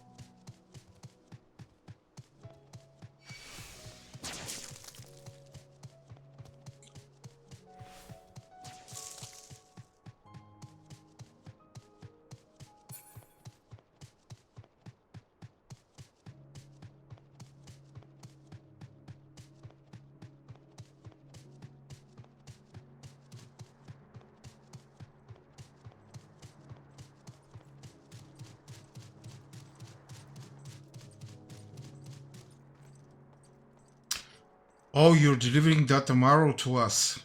I'm afraid there's been a change of plans. We already have all the beasts we require here. Instead, this one is to go to the Imperative to the west. Please see it to the handler on duty, say Vantu. If you encounter trouble along the path, return here and I'll send you rightwise.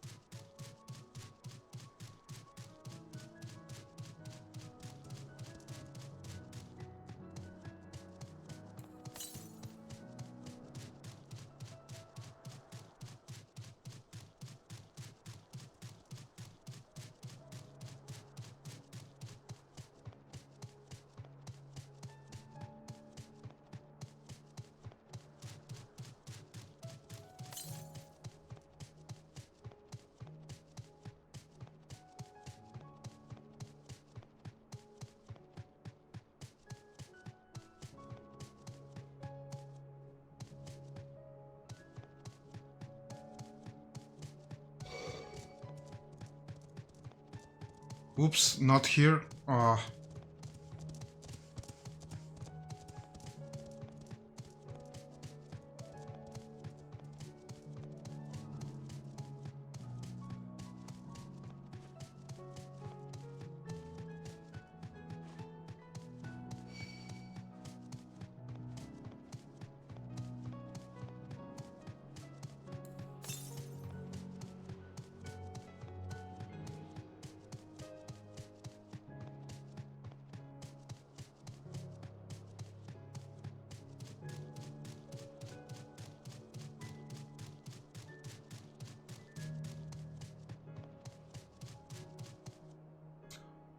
Ah, the last tomorrow. My thanks, friend. You may leave the beast with me.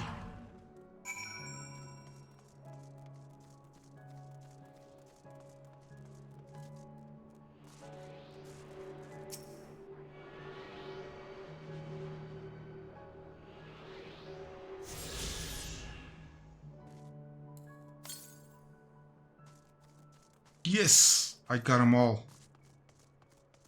Okay.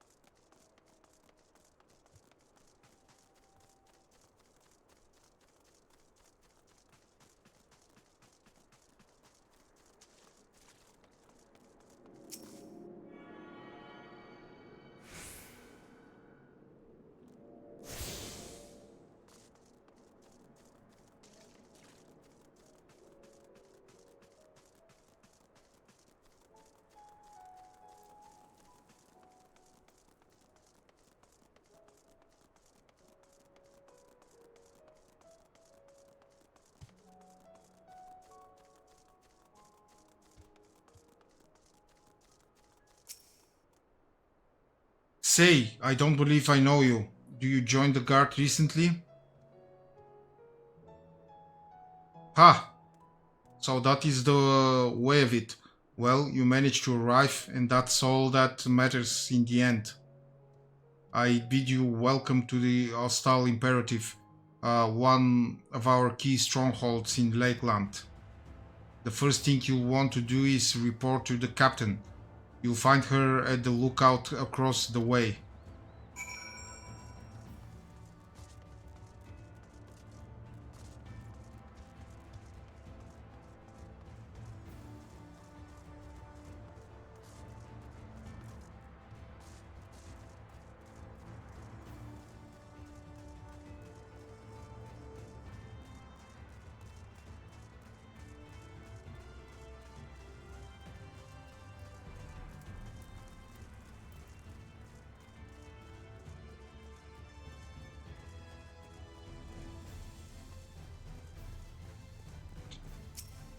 Hello, my dear Lina. So it seems that rather than the Amaro delivering you, you delivered the Amaro. Yes, Lina, is that obvious? I'll not thank you. I expect all my soldiers to make themselves useful. Speaking of which, I have a task for you. Okay.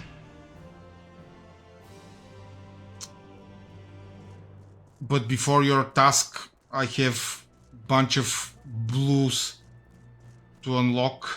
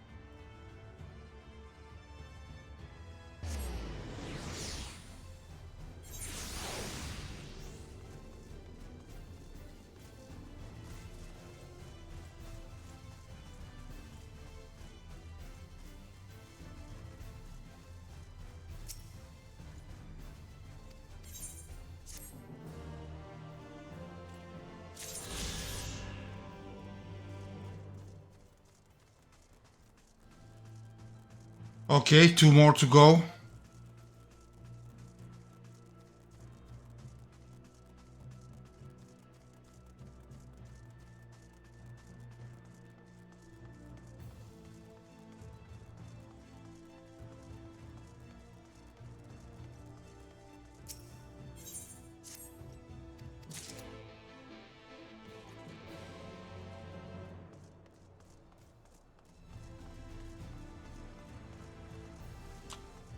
This was very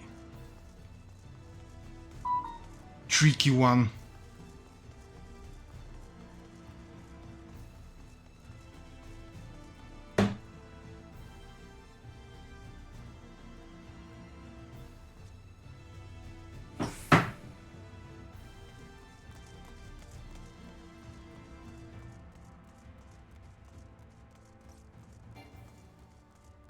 They were up there and there were some stairs here or something. Oh, for Christ's sake.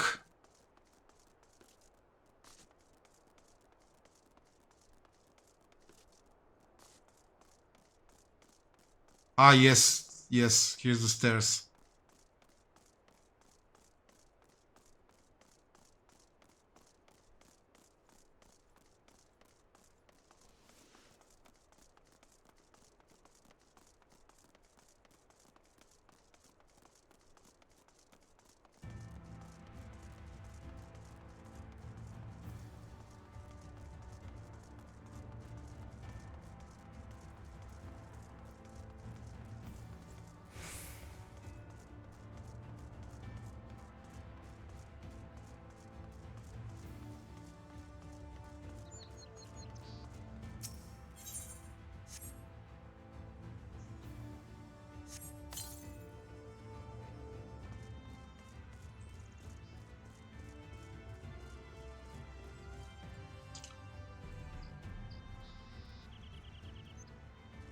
And the rest of them are down?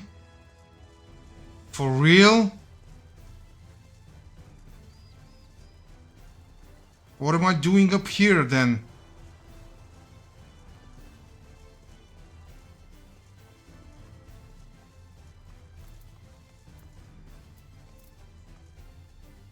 Okay, this is the mortar.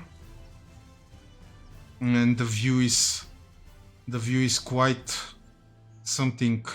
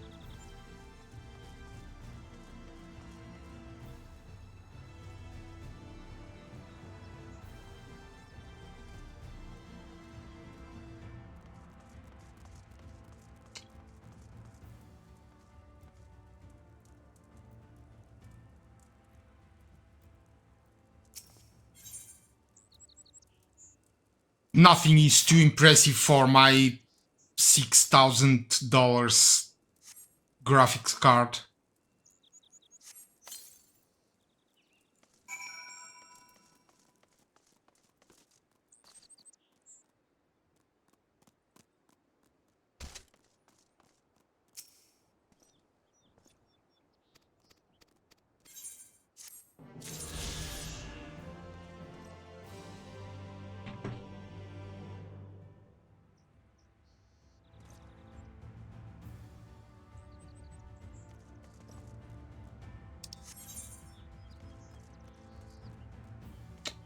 I see.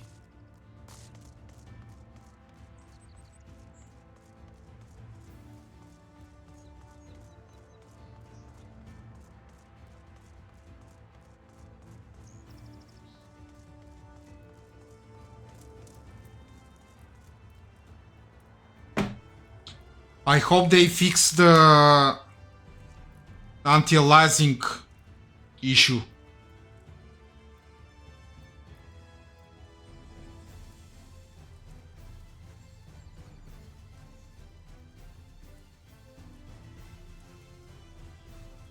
The anti-aliasing that shimmering in when you render the far objects.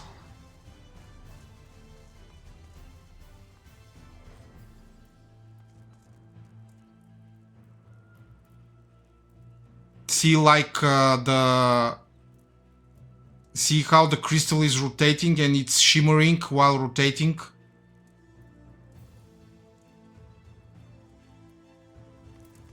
If they fix that, I will subscribe for 2 more years for the game.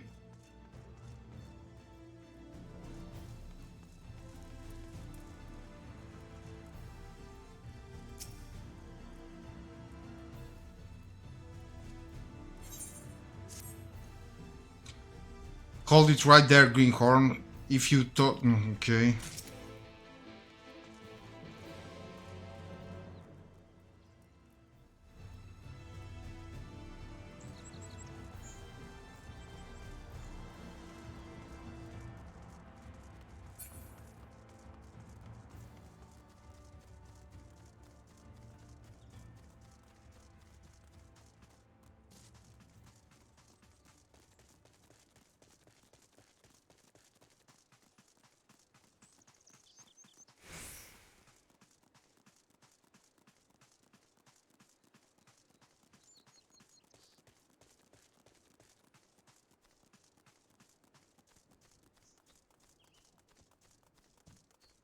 Let's hope so. Let's hope they will finally fix this mess. See how the grass is shimmering?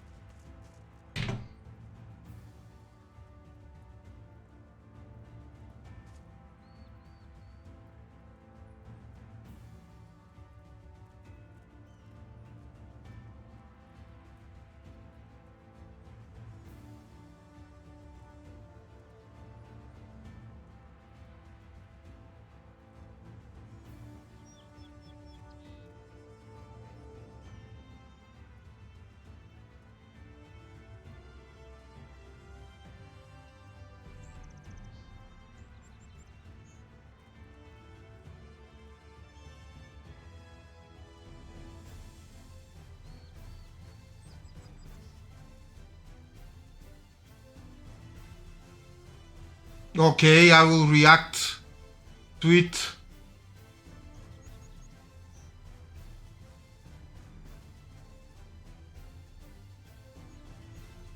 Development screens are subject to change.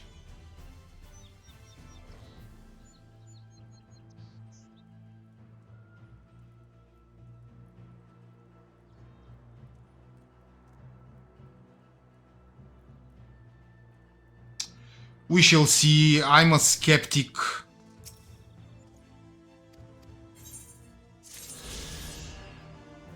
Yeah, I can fly.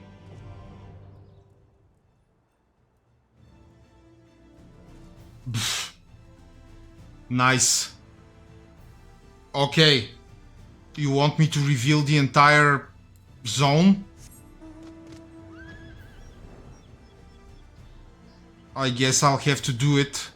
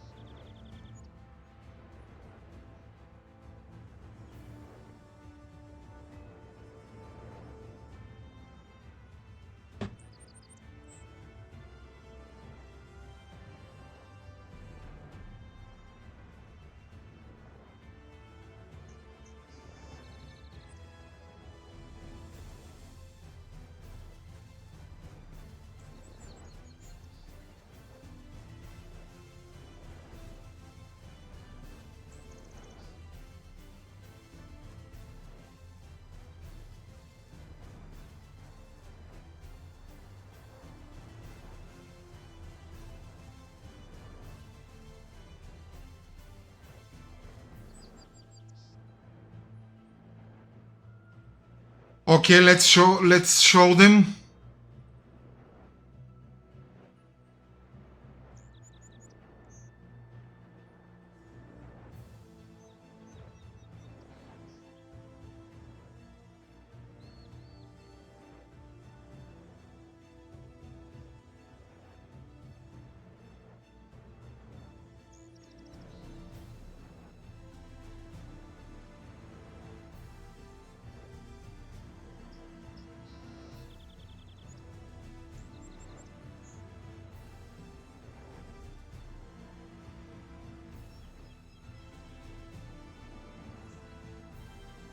Oh yes, the grass is looking quite better.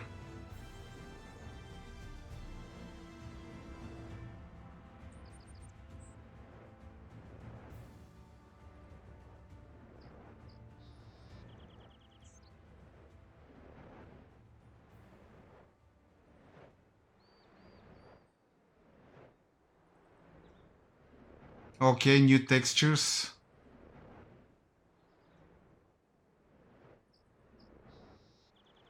Oh my god! I don't want to see Star Trek people. Okay, I guess that was all.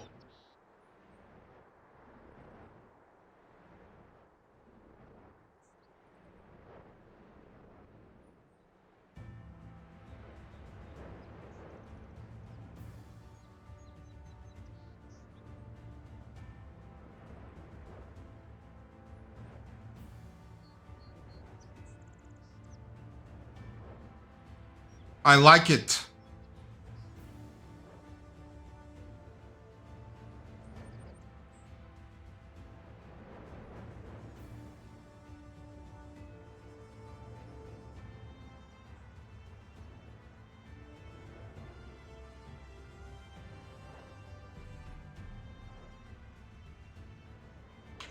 Uh, to tell you the truth, the game already looks beautiful.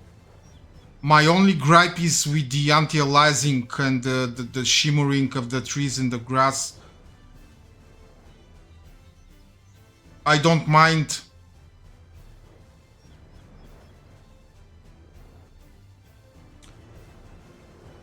Yes, it was so nice that I barely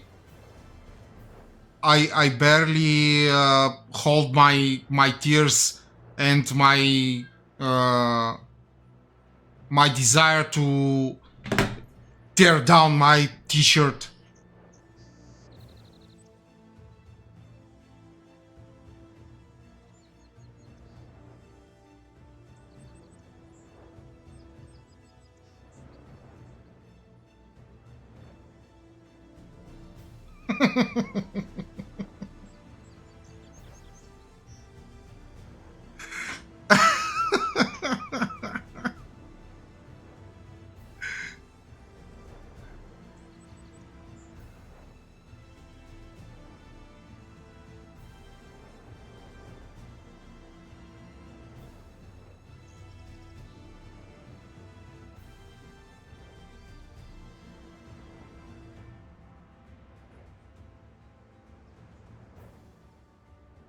Yes, after the changes, the aura will have the most beautiful eyes of all in the game.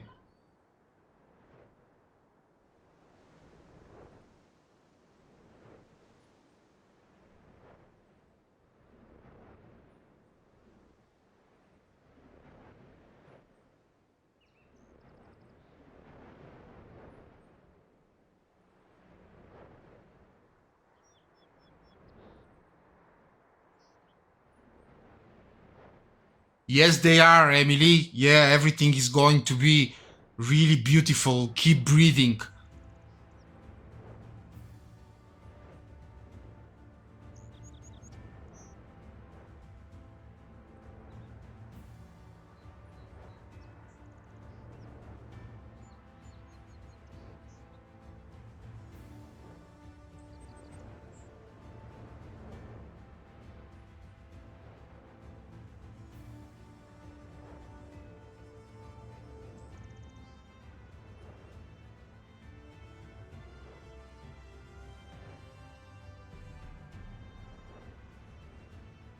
Yes, like this is super important. After these changes, our lives will never be the same.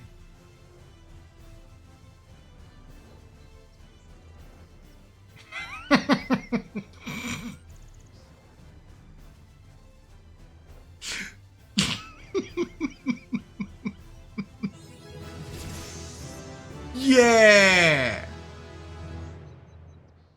Level 77.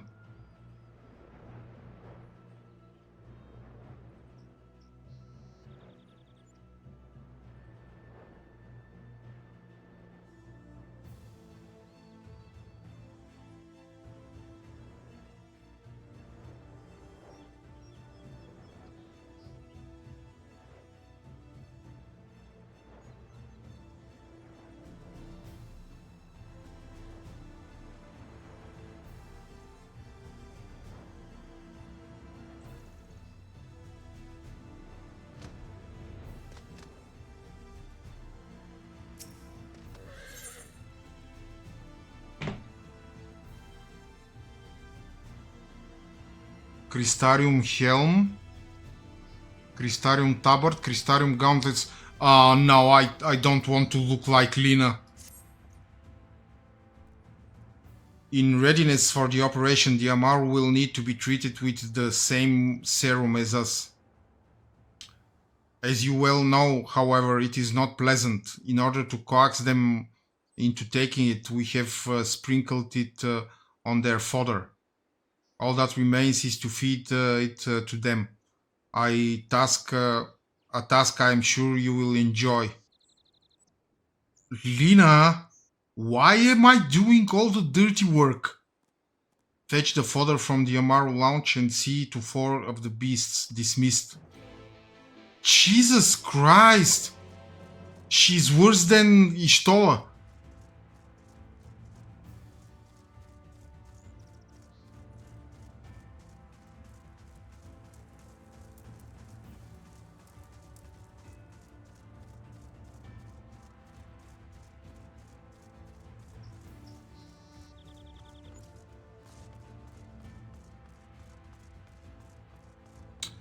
I'll never get a good girlfriend in this game, will I?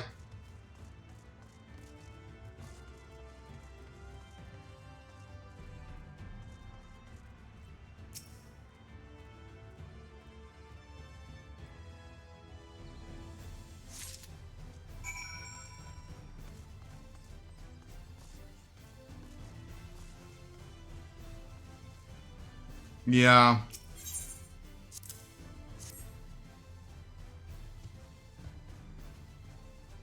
I think I'm gonna go back to The Witcher 3.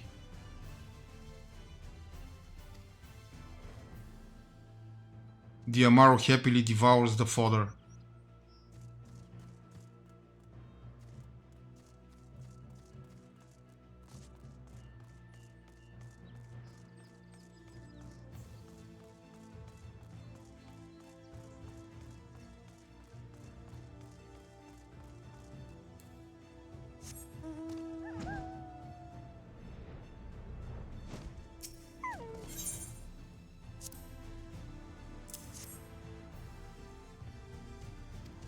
Gui.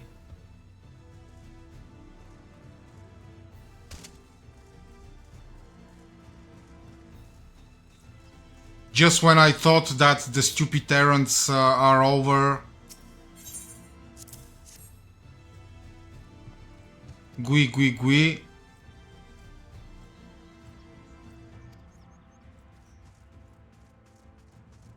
Eat up, you fat bird.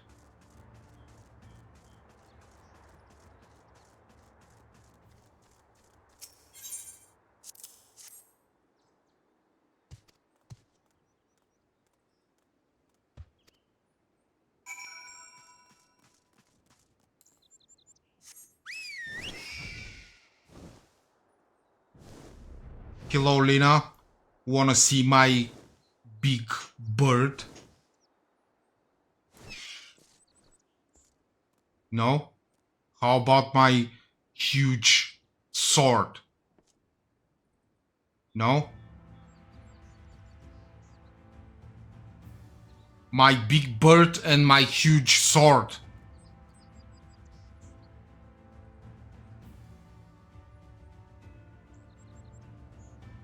Come on, Lina. No.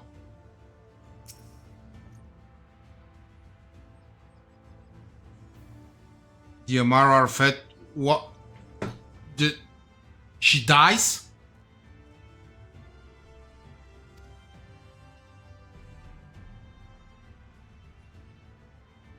Good, the rest have already been dosed, so we need not feed any of our mounts succumbing to the dream powder. All units have now entered the final stages of their preparations. The time is nigh. Make ready and await deployment atop the main watchtower. I will send your uniform along as soon as it arrives.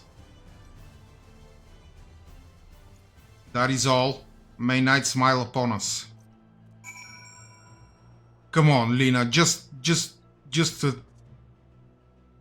a little kiss. What are you looking there? What could be more beautiful than me?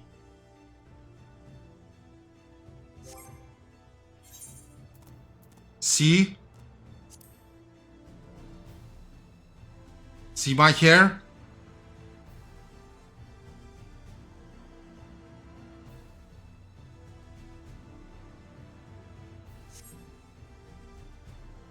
Why do I bother?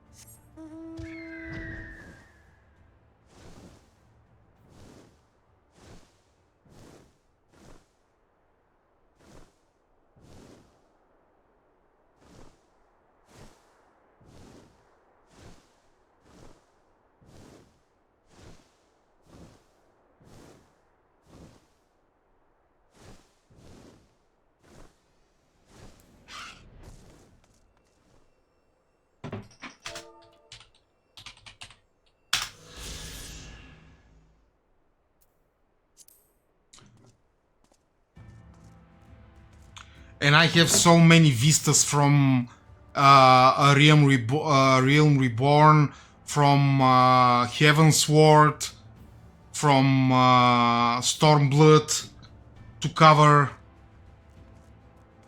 Okay, be right back in 5 minutes and then we are going to the instance.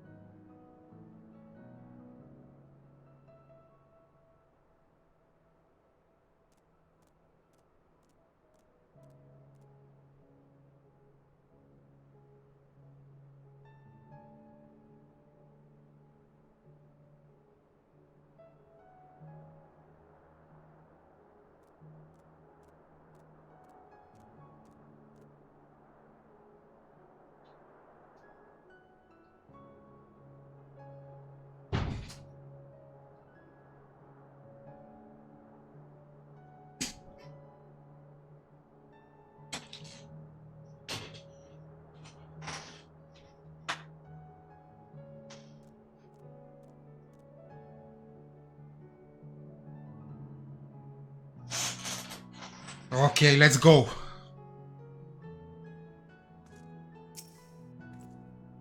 The operation is about to commence. Stand ready. During the operation, some of your gear will be glamored. Your attributes and abilities will be unaffected. Okay.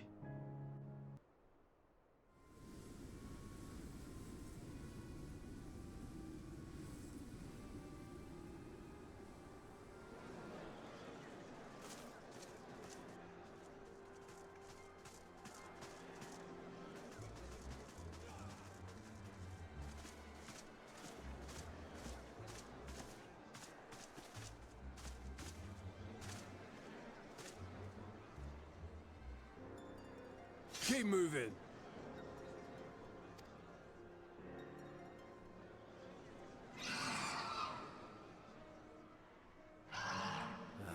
What now?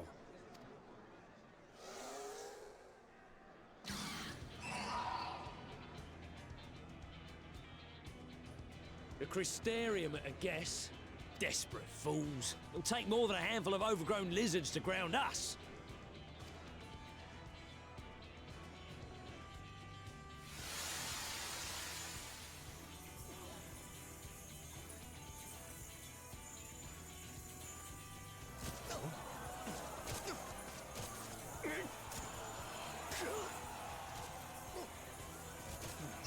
You're gonna be... Sound the alarm!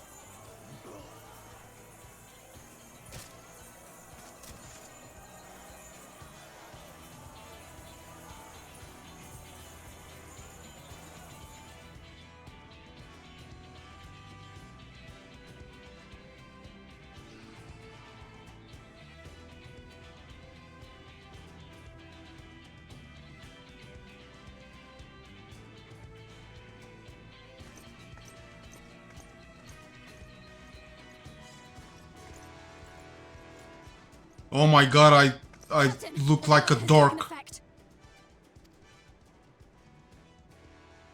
It is time. Let us free the Oracle from their clutches.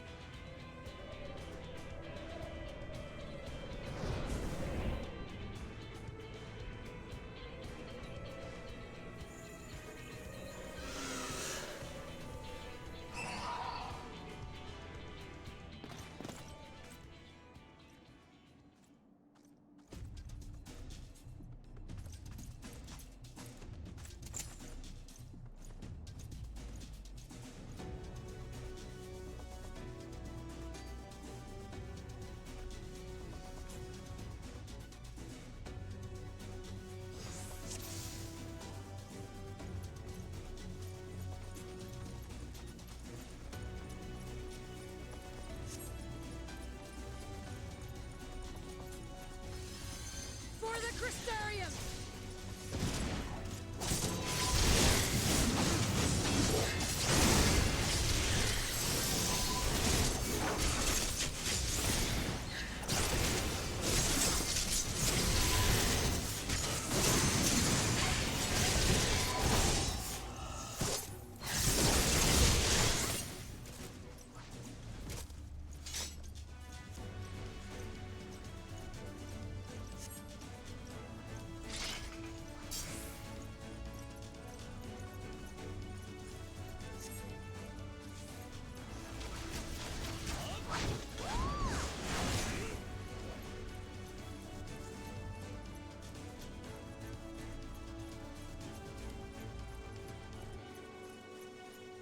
On guard!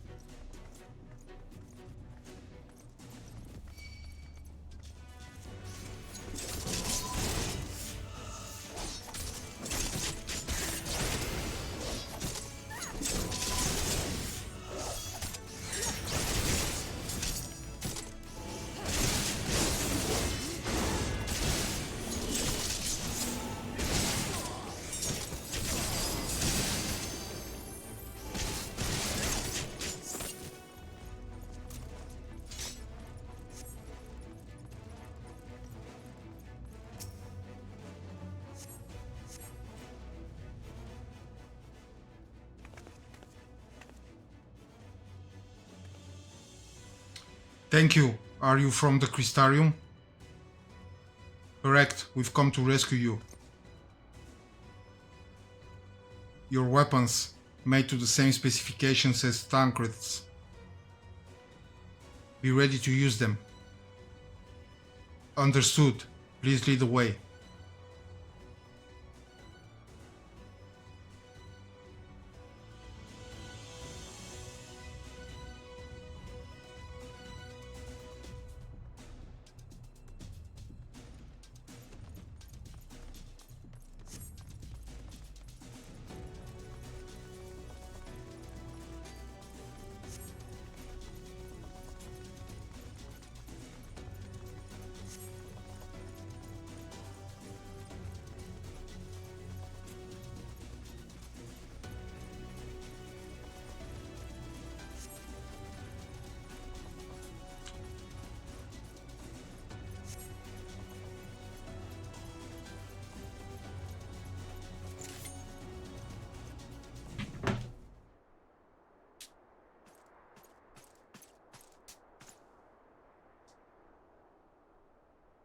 Brazen thieves. You'll regret coming here.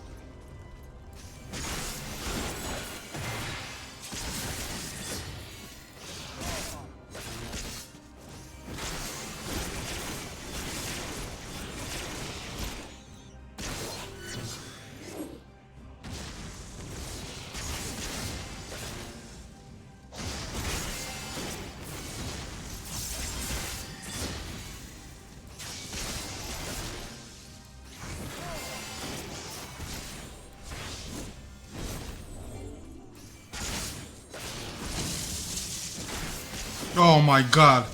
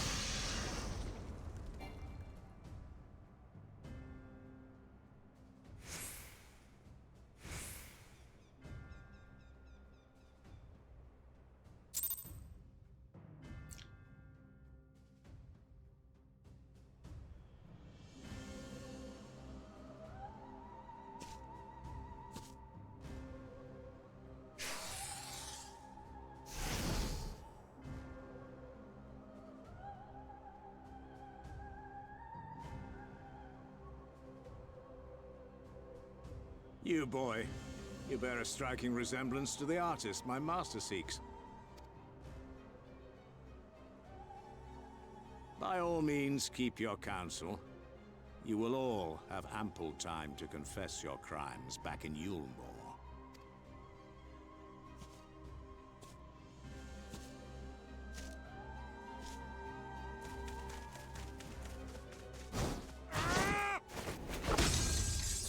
Yeah.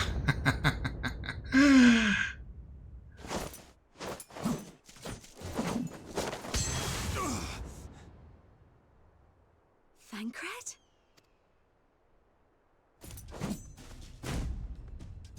So, you are the wretch who stole her from us.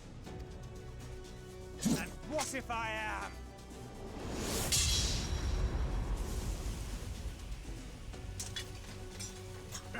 What?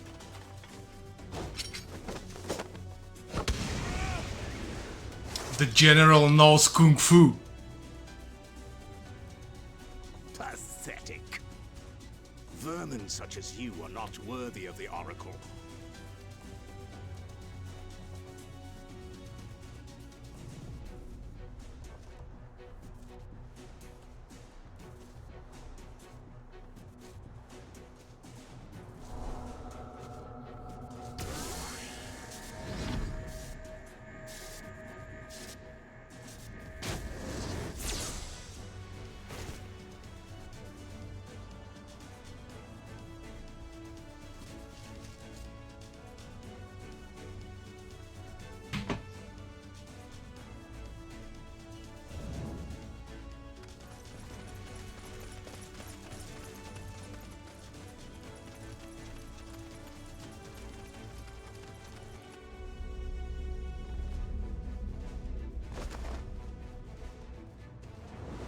Break!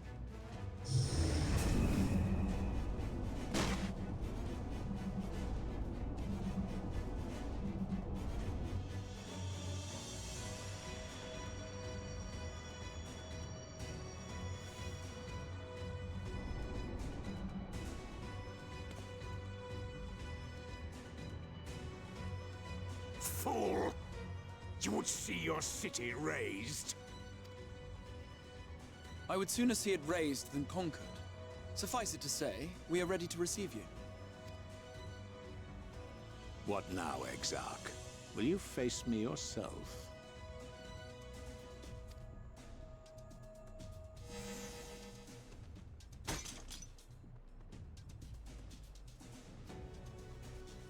I think not, General. I've quite exhausted my tricks. If you mean to give chase, I will not stand in your way. But you would do well to tread warily, for your quarry goes to a place where even Yulmore dare not bear its steel. Ilmeg, the Fairy Kingdom.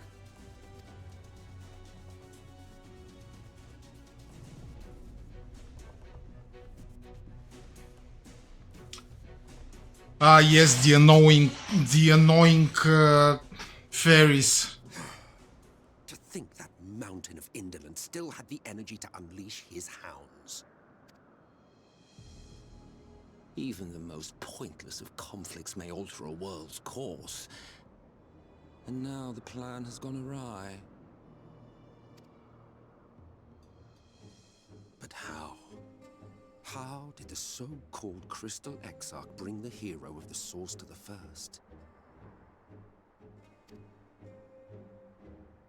As if I didn't have enough on my hands already.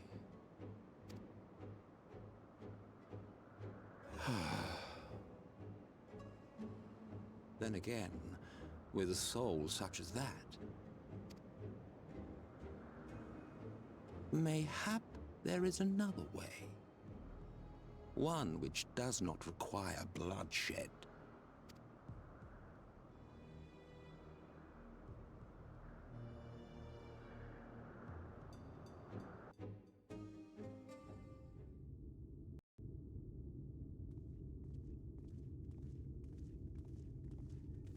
Not so long ago, here in the shadow of the northern ranges, lay the great kingdom of Verbert. A nation with a proud history that the Sin Eaters cut short, just like all the rest. Since that time, these lands have become a haven for Fey folk. Dreamers frolicking amidst the ruins of a forgotten realm.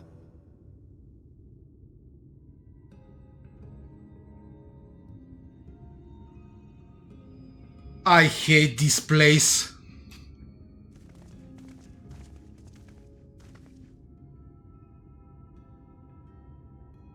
We should be safe enough here.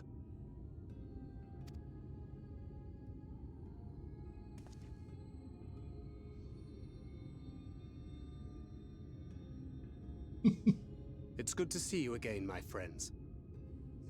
I don't know about you, but it feels like years since last we met. 5 of them in my case. It's too bright. Why, it only feels like 1 to me, but long enough to warrant a more convivial reunion either way. Convivial. What brought you to Laxon Loft?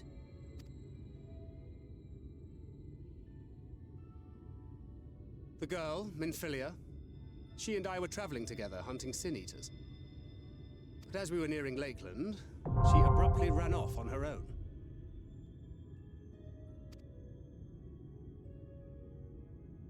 I found her too late to stop the Ulmorans from taking her prisoner. And as I was considering rescue options, I observed that the Crystarium was on the move. So I consulted the Exarch, who apprised me of the details of the operation and issued me certain instructions. Hi, Tia. Thank you for the follow. Should the situation take a turn for the worse, I was to see you all safely to Ilmeg. And here we are.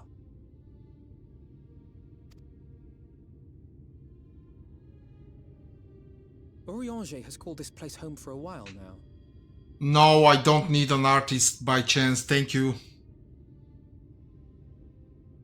Yet we have never called upon him, I am ashamed to say. 'Twas only at the Crystarium that we met.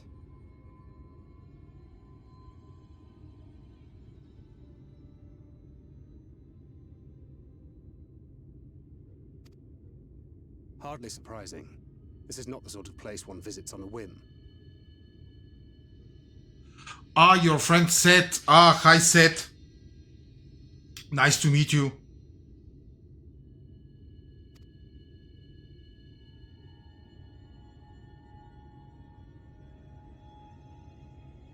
Happily, having trespassed on Orianger's hospitality for a spell, Minfillia and I have an idea of how things work around here.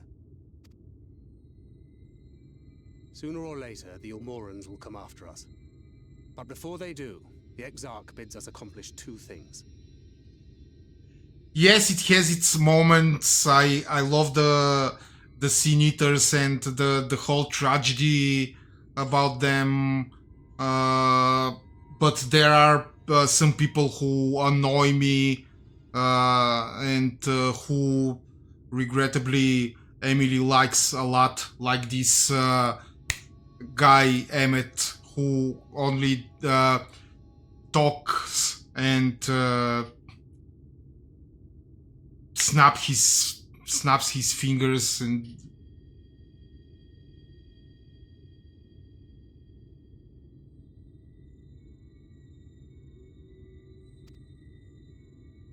First, rendezvous with Orianger. okay. And second, eliminate the Light Warden of this land. Okay. Is there a third?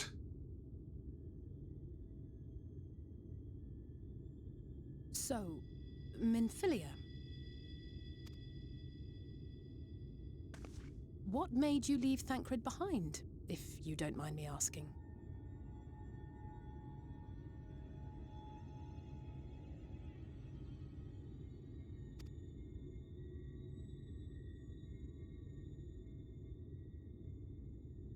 And now... You. The hero from another world.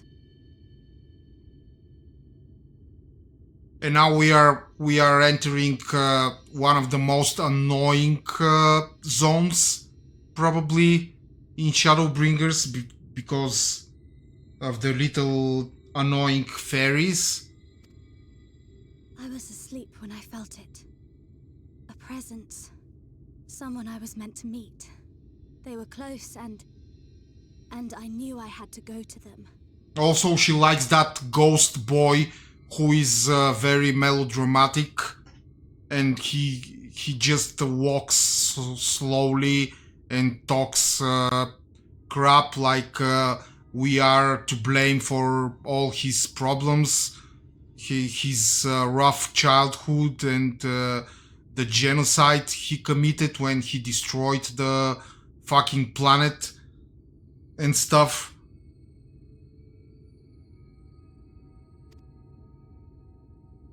But with all the commotion in Lakeland, I was afraid that Thancred wouldn't let me.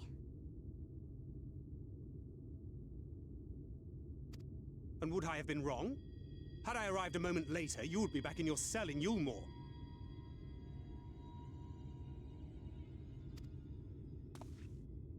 And now we have Ranjit snapping at our heels. You really have outdone yourself this time. Oh my god, Thancred, she's just a little girl. Come on. I'm sorry. Thank you for saving me.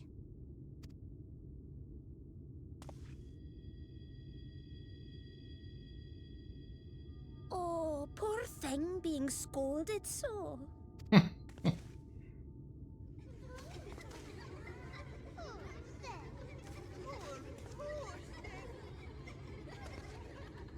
Who said that?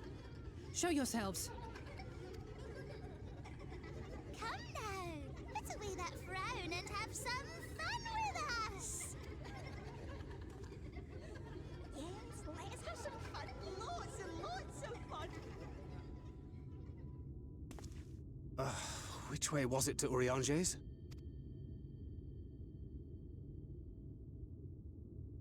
We've been there so many times, but I can't. Why can't I remember? Damn it all. We're already caught in their spell.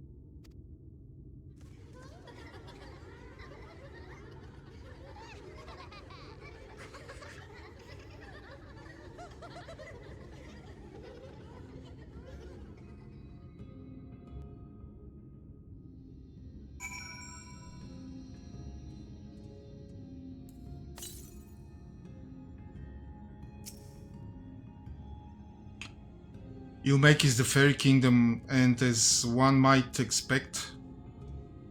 Oh nice, I saw something. It is home to the Fae folk. The most prominent among them are the pixies, who have a penchant for making mischief. They use powerful illusions to play tricks on all who venture into their domain.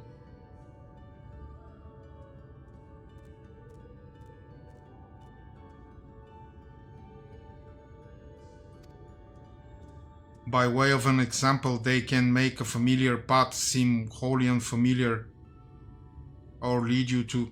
Yes, that's me, and I'm playing it because Emily forced me to play with it. She said that, oh, Mitko, you have to play with the Dark Knight because he's the... I don't know. The default character, you have to play with it.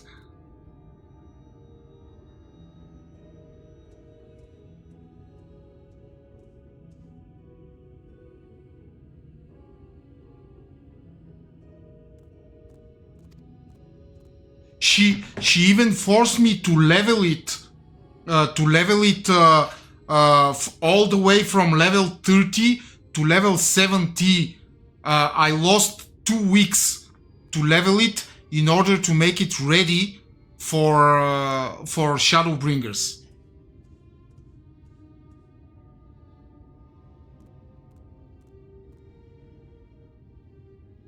Because you see, it's the most important character of them all.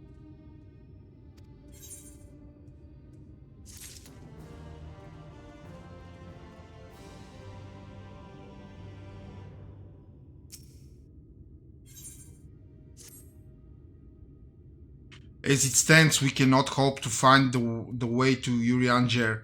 For that, we must convince the pixies to lift the spell.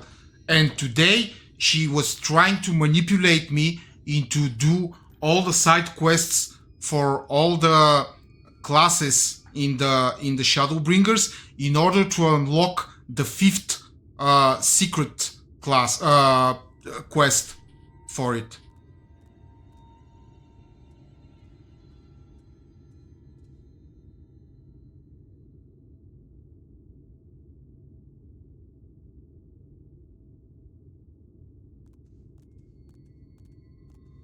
As it stands, we cannot hope to find a way. So as you can see, Seth, I'm not playing the game the way I want to play it. I'm playing the game the way Emily wants me to play it.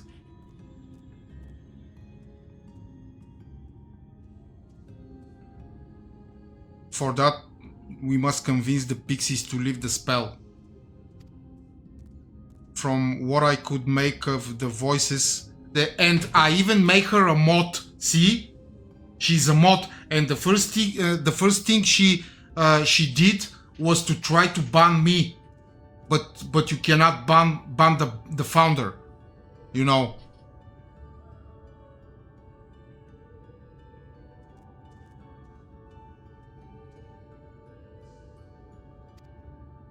Come, I have sneaking suspicion this path will lead us directly into her midst. Oh, and I should mention that Minfillia has been informed of our situation, of the different worlds and our mission.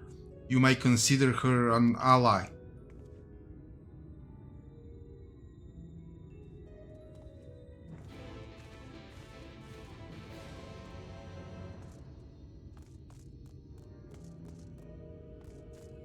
Don't you dare ban Seth, I need the viewers. And the follows, yes.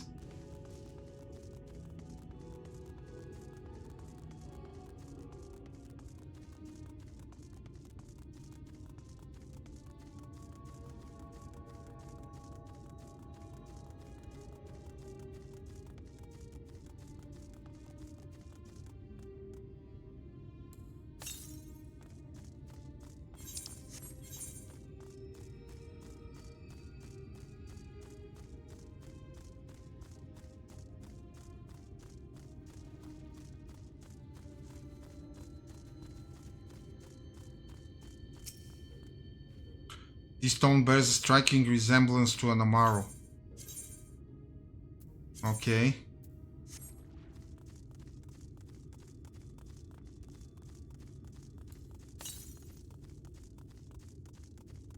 Northeast.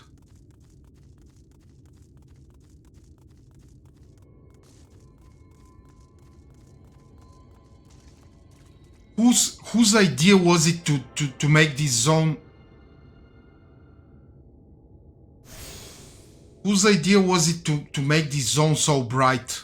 It's blinding.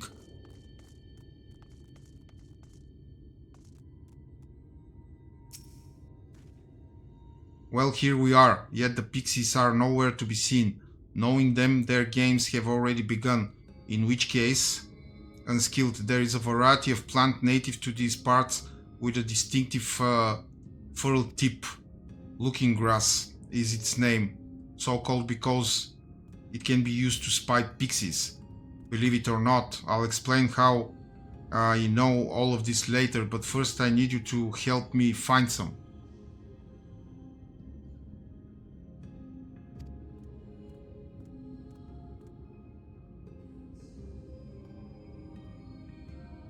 Oh, if a voice calls to you under... I'm not talking to you. I talk to the hand. You will only subject yourself to further mischief.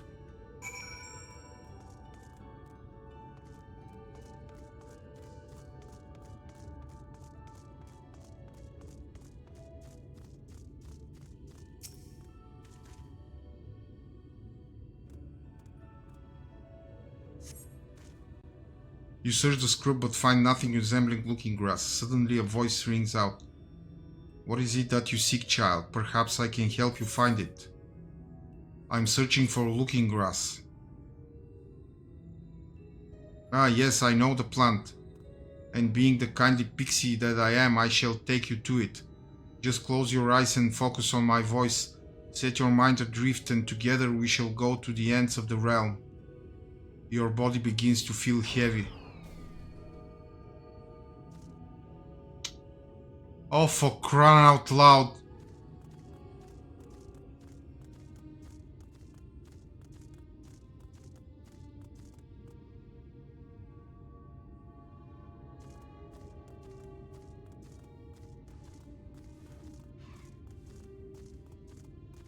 Fucking pixies. Ah, there you are.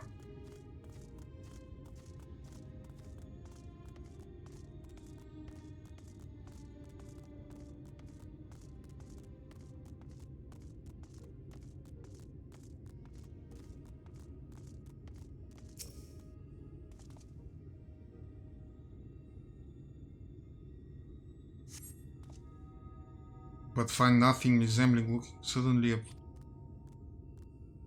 Greetings, mortal. What is your name? Unskilled guy. Unskilled guy. Guy unskilled.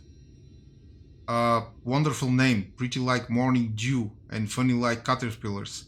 I shall slice it and splice it and make it mine. All mine. And when your name is mine, so are you. Your body begins to feel...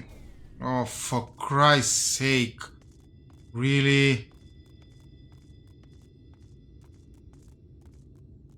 Okay. Ah, this one there.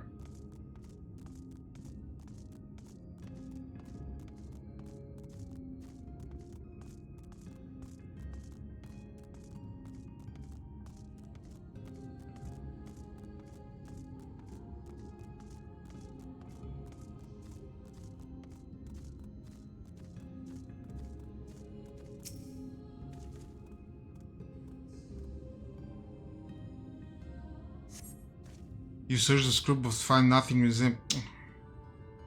What is it you seek, child? Perhaps I can...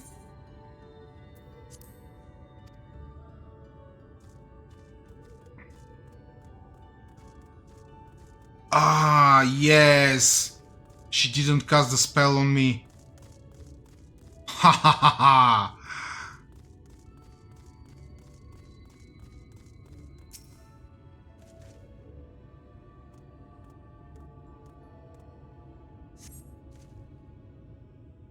Searching the script, you find what appears to be a looking grass. Suddenly, a voice rings out. Oh, a visitor. Where are you from, pray tell? Where are you? These pixies are like the designers, spammers. Where are you from, pray tell? And they also ask me where am I from? Do I want a designer panel? I will not answer you. Perhaps this one's hard of hearing. What brings you here?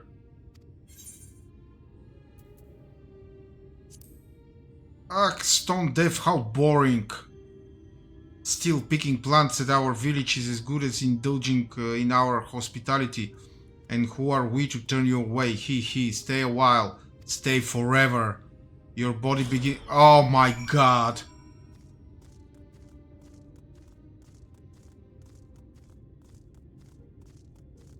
I already fucking hate this zone.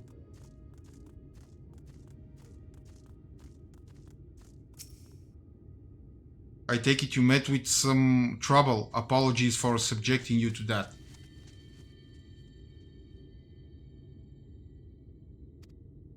Can I assume from your presence that you managed to find us some looking grass?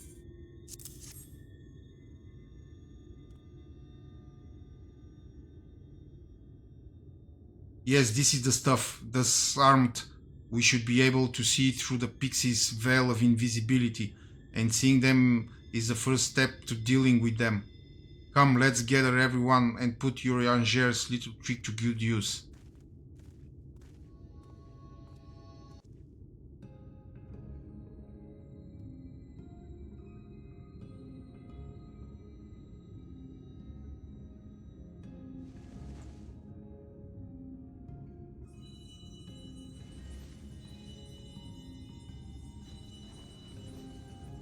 Ha! That's a cool trick. Farasitha, Krakleath.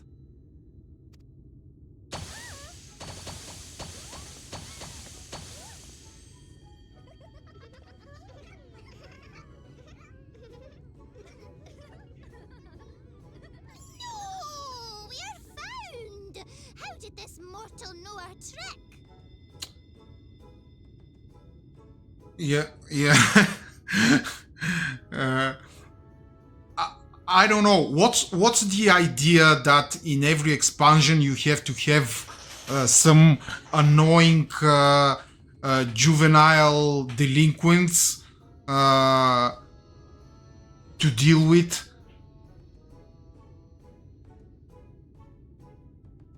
It was in Stormblood. It was the bloody talking fish.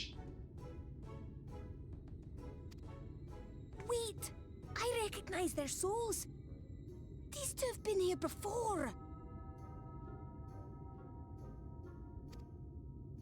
Look, twins! How adorable! Oh! Lee, with us! We have neither the time nor inclination to play. We have come to see Urianger. Oh yes, Urianger, the peculiar one. And they even got their goddamn Irish accents. In return for a place in Elmeg, he agreed to a riddle contest with us for 7 days and 7 nights without any sleep.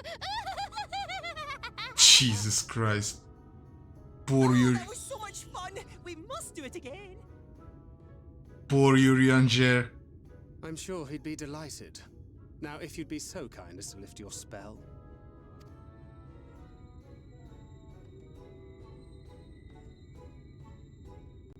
Shall we? Should we? Would we? What now? I don't know, but this is their home, so we must indulge them.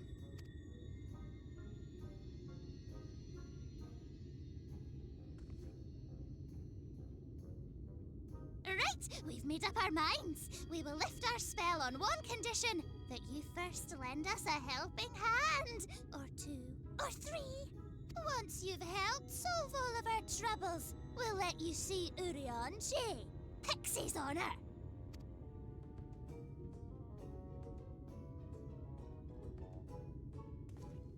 Well, there you have it.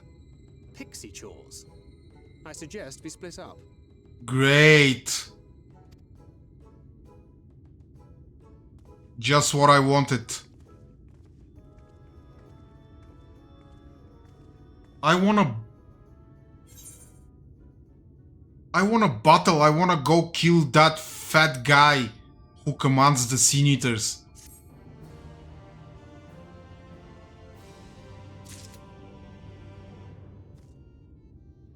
Oh god. And I have an unlock also. Do I have a current northeast?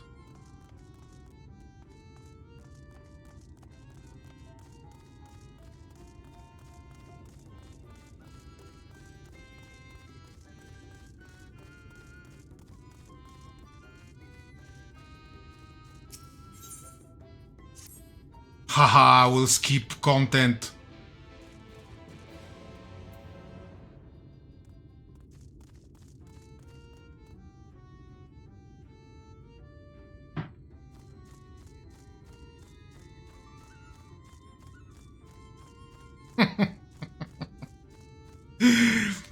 Yes, you do.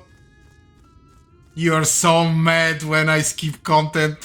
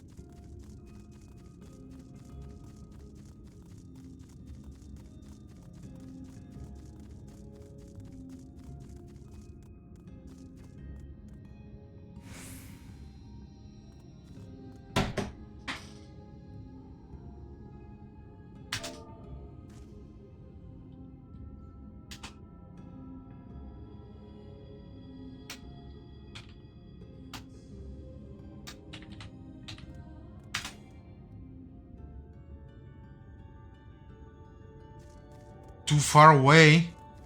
What do you mean too far away? Where should I stand? Here?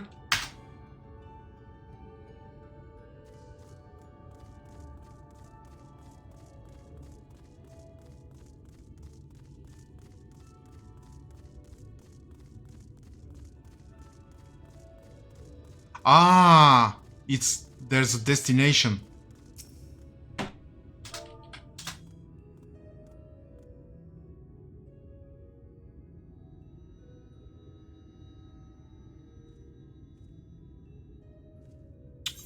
Come on, I'm skipping this.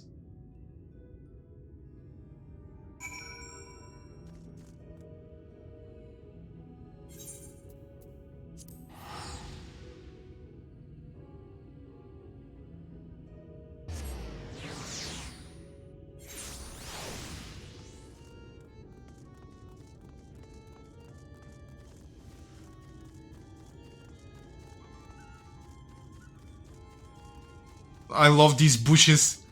There was they are actually real people who were turned into bushes, right? Or something like that. Was it something like that? Yeah. There is a movie, really creepy movie with Natalie Portman. And it's called Annihilation, about some alien entity that comes to Earth and starts to transform some region. And you saw it. Do you remember there were people turned into bushes there also? It was so creepy.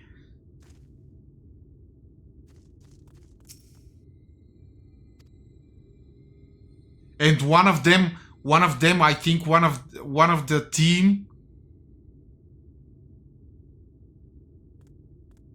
and I think there was one of their team who turned into a plant.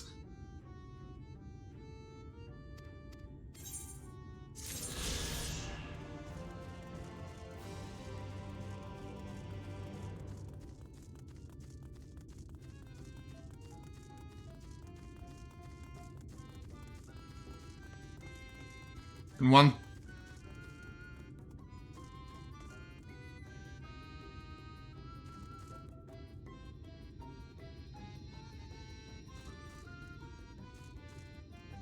Yeah, I liked it too. It was very creepy movie.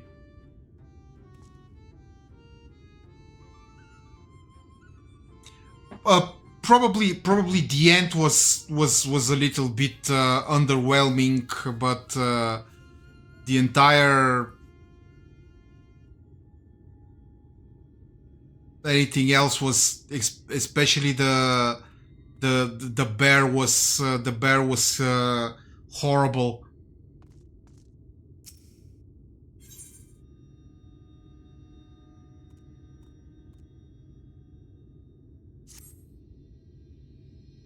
I'm so hungry I may faint. Fruit, a little fruit will set me alright. Will you go fetch some for me? Just outside the village you'll find a hillock. 2 great bell trees grow there. If you give them a shake, they should render up their sweet, succulent burdens.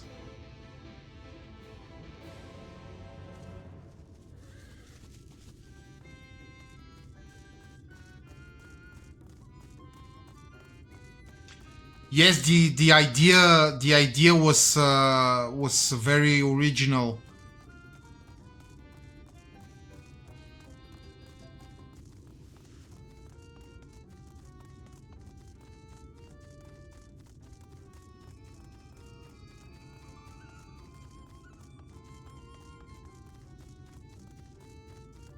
And their eyes were similar to the aura eyes in the end.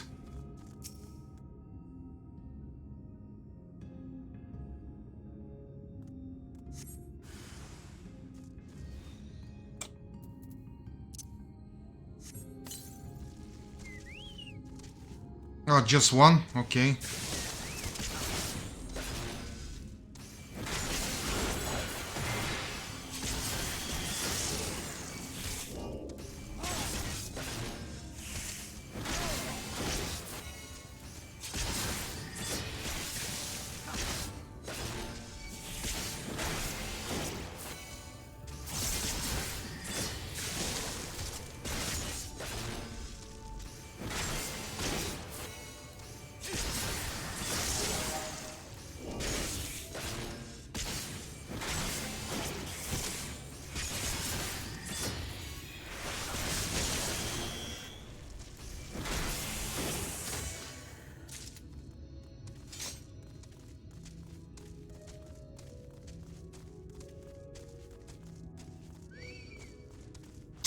Oh, for crying out loud.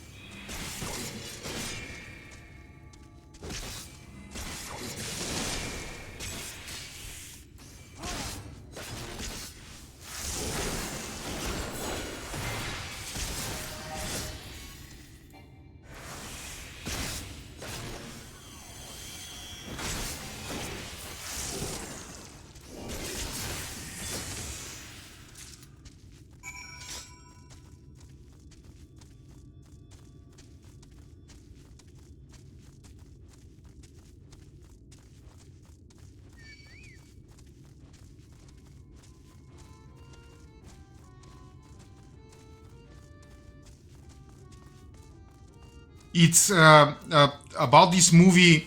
It's the alien is exactly the kind of alien I expect to visit us. I don't think that we will be visited by aliens like in Star Trek, the good Romulans who will change our society and we will live in utopia. I think that the aliens who will visit us will be very, very alien and very evil. They will probably put some spores into our atmosphere and we will to kill us all, and then they will colonize the planet without any resistance. So hungry. Did you get the fruit? Oh, thank you ever so much. You've saved me, hehehe. Yes, saved me from my boredom. You should have seen the look on your face when the bugs came down. Hehehe.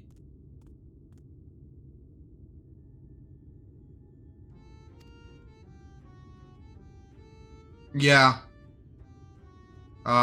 You've done me a great service, mortal. If there's one thing we pixies are serious about, it's having fun. Thank you, Seth, for hanging out. Thank you for the follow. See you soon. Tell your friends about me.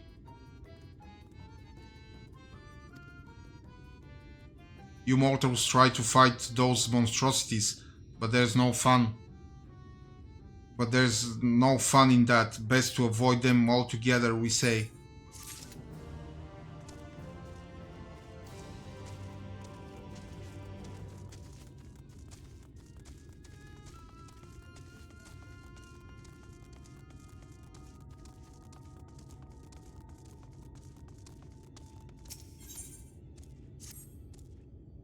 Oh, look at me, I have a task for you. Little Run is our beloved village, and we want it to always look lovely. And it can't look lovely without flowers blooming. And no flowers bloom lovelier than everblooms. So here are some everbloom seeds. Take them and sow them here, there, and everywhere around the village. Simple as dimple, yes?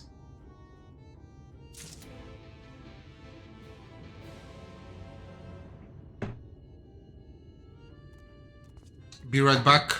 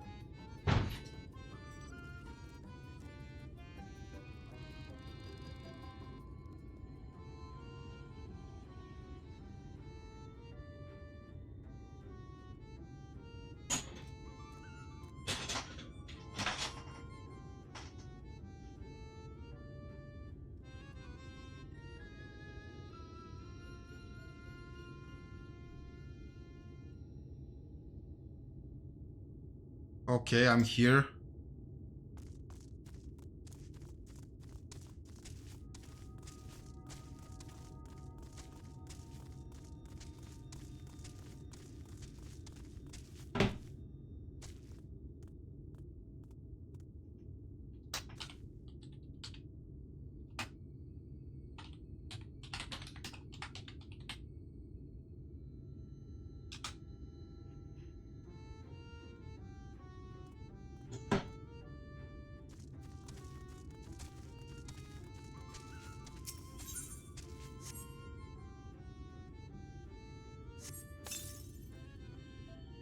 Oh, I can't wait for the flowers to bloom. Perhaps I'll make pretty curtains out of them.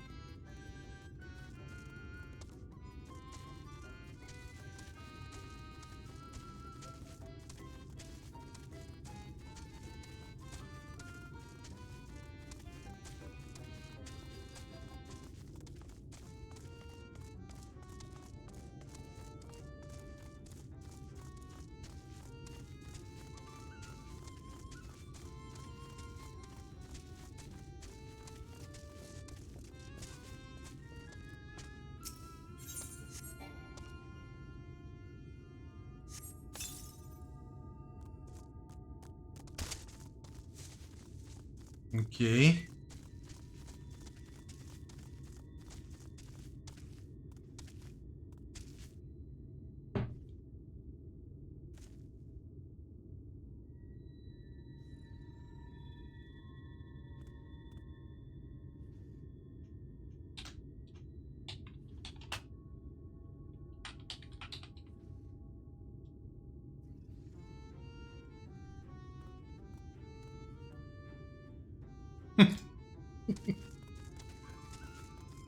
Didn't you have any lunch?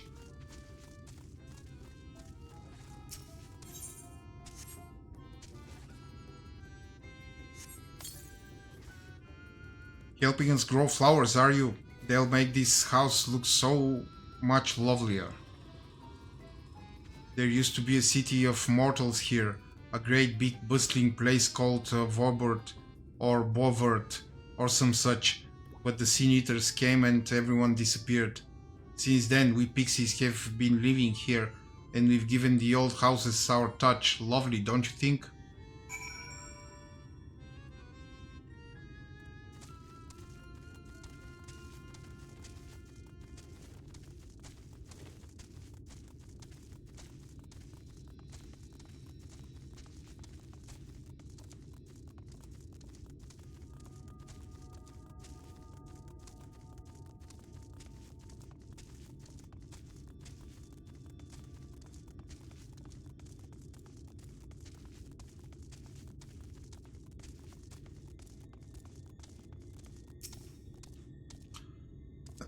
You're done sowing the seeds? Thank you.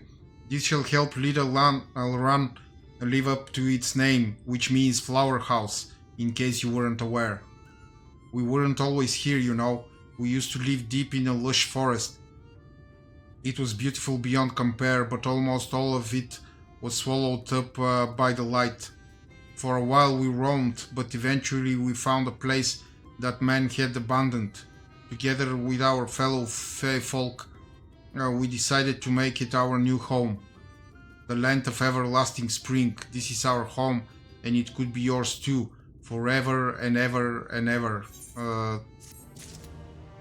No thanks. I don't want to turn into one of these bushes. Creepy.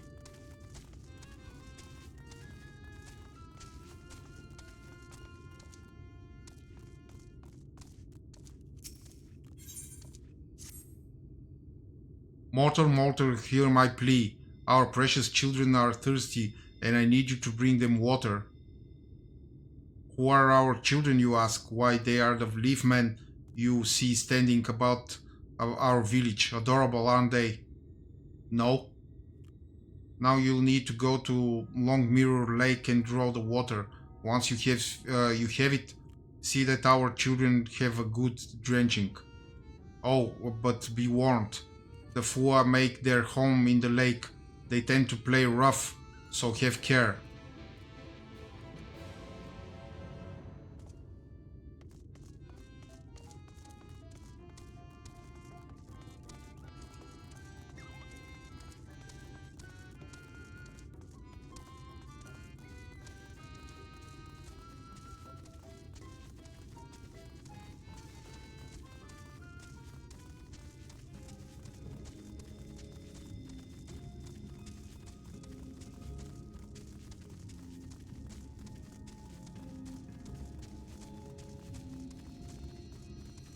This place is just like the place in the movie, I swear.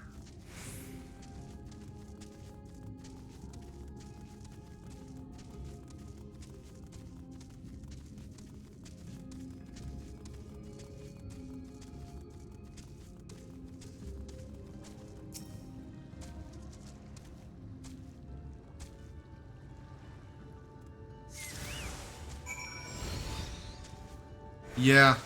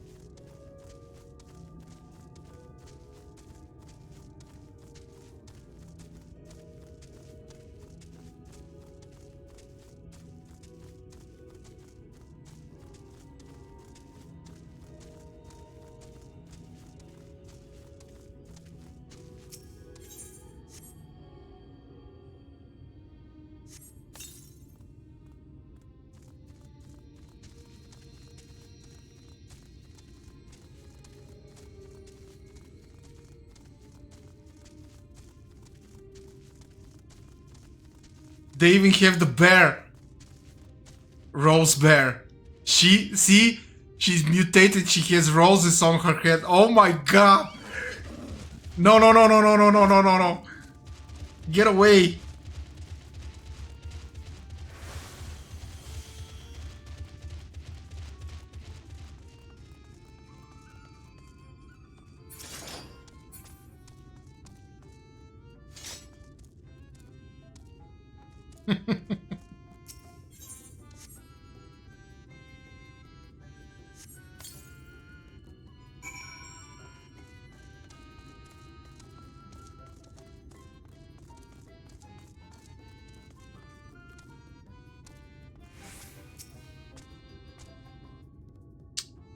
You've given water to our children. Thank you ever so much. They're all very dear to us. They wandered into Ilmek as stray mortals, but we grew attached to them and decided to take them in. You and yours would have been our children too. Oh no! But the enchantment didn't catch as well as we'd hoped. It's never too late, of course. No. I wanna get out of here. I wanna go home.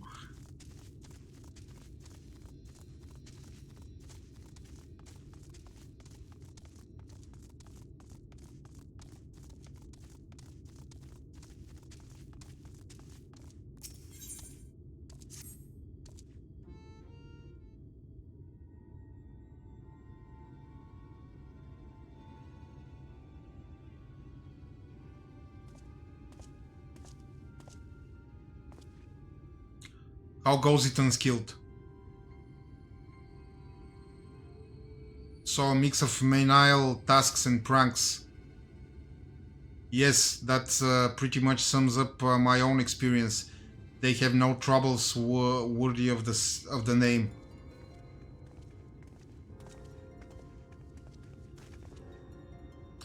How long are we supposed to keep at this? They're clearly playing with us. Indeed. Whenever I inquire how much more there is to be done, the answer is ever the same. A little. I doubt they have any intention of releasing us in the near future. Urianger once told me a story about the pixies. They are born from the souls of those who died as children, or so it's believed. Though they don't have memories of their previous lives, the desire to have fun remains imprinted on their souls. And so they live only to play, keeping hapless mortals for their pleasure for years on end, sometimes even until death. In the past, when I sought to identify the true nature of ghosts, I came upon literature examining a similar subject. The soul was likened to a core that resides in the ether, and its presence is what differentiates us from such beings as sprites and arcane entities.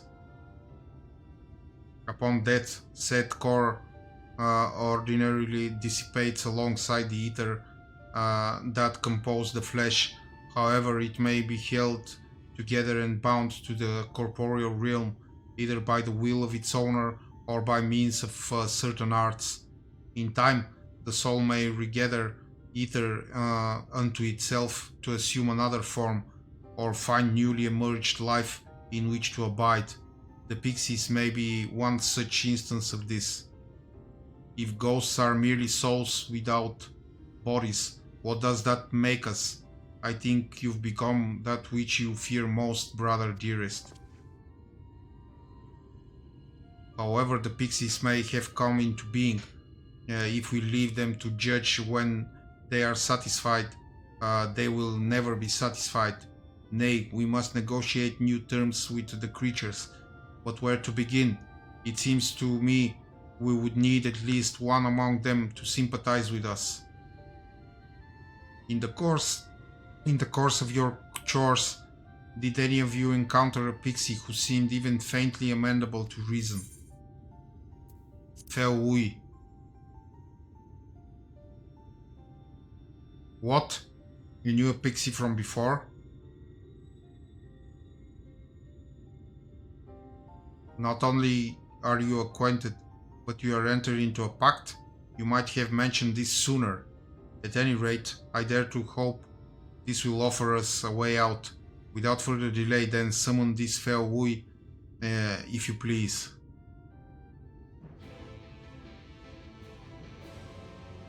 With the chat mode in Say, use your keyboard or the software keyboard to enter Fell-Wui to summon your pixie friend and designated location.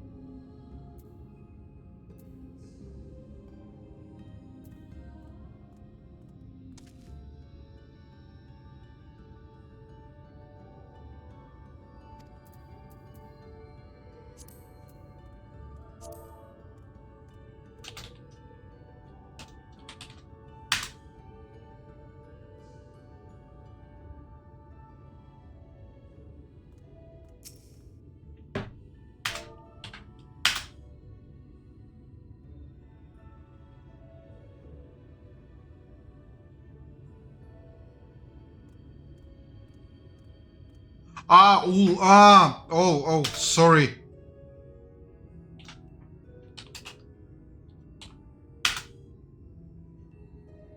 Yes. Yes. I got it.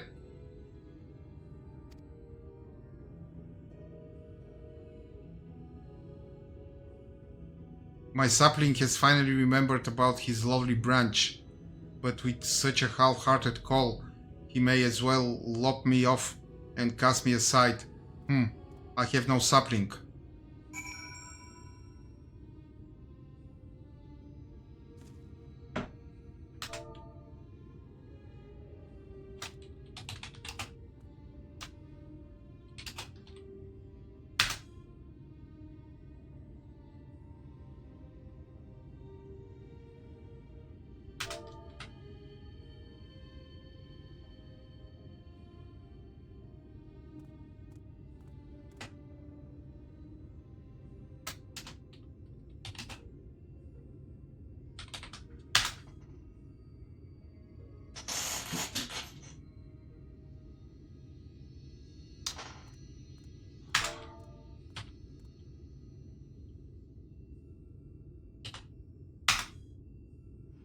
Is that your idea, fervent call?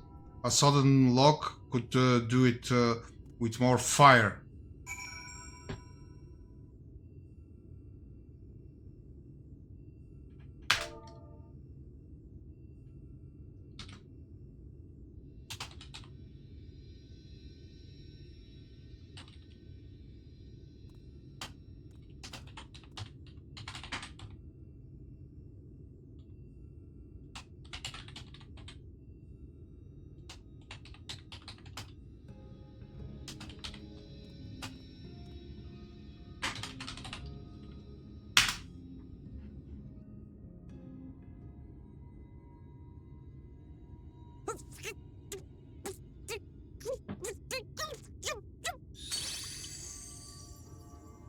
You're late. Ah, she sounded just like you, Emily, when you're mad. I've been waiting for you to summon me ever since you came here. Waiting and waiting and waiting. My sapling didn't so much as utter my name. Such a heartless thing he is. Cold and cruel and heartless. Oh my god.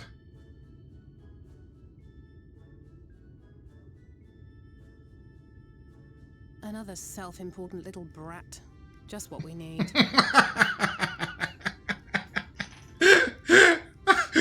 Self-important little brat.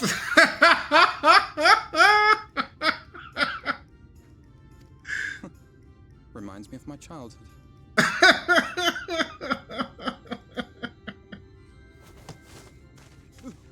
All right, I'm sorry. It was a joke. Honestly, just a joke. But just now you called for me so earnestly, so fervently. I couldn't possibly stay angry at you. Very well. As your lovely branch, I will lend you my strength.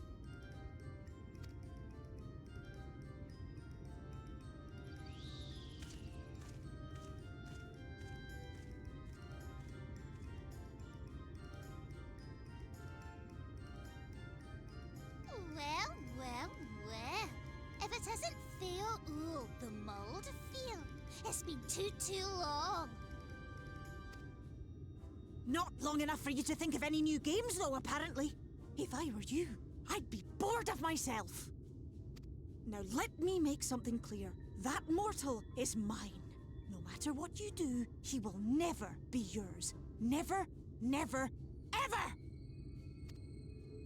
Oh, not even a bit. But what about the others? Surely we can keep them. No, you can't keep them either. They're for my amusement and mine alone. And if you lay so much as a finger on my sapling, I'll scatter the contents of his bag all over your precious village. There'll be cold, hard metal, furry, festering food, stinky, sweaty small clothes, and all manner of other terrible, unmentionable things. How would you like that, I'm sure I don't carry such things in me. All right. But will you not at least let us play with the twins? Just while the others go and see Urianger? Aye, that's all we ask. And we promise we'll play nicely. It seems we won't be joining you. Aye! We'll reveal the hidden Vernick to you at once.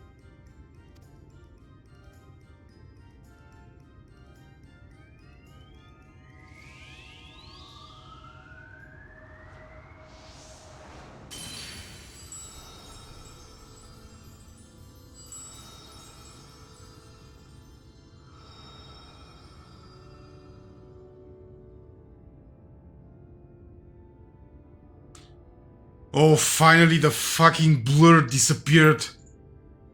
So this is the true Ilmeg.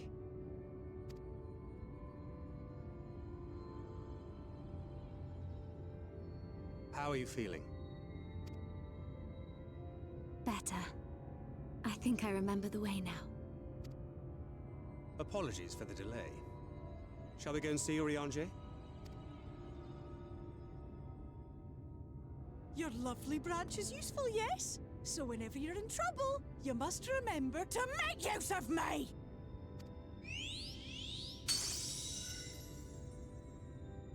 And what did they say, that this pixie is sane and reasonable?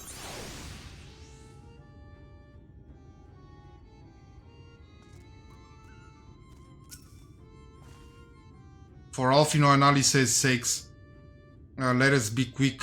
It would be a shame to return only to find that they had been made to play one game too many. Amenable, yeah. Now the place we seek is the abandoned manor of a nobleman and scholar. The Bookman's Shelves, it's called, after the fellow's vast collection of tomes. An agreeable habitat for our friend, I'm sure you'll agree. If we follow the path north, we should soon find the place. Come along.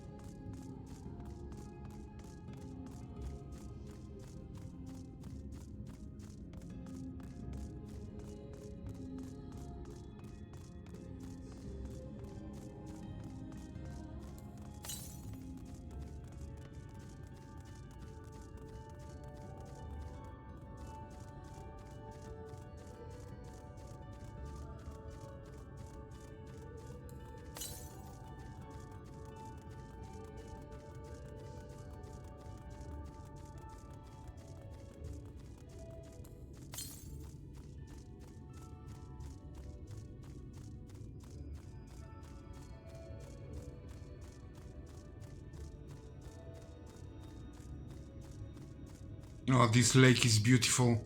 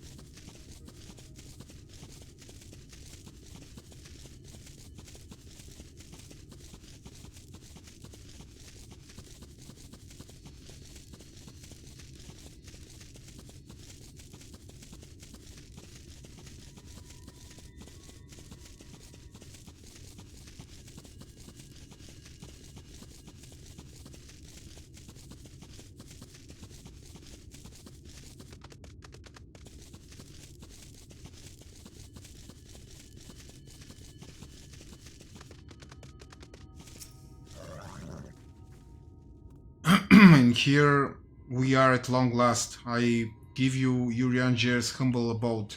Come, let's see if he's home.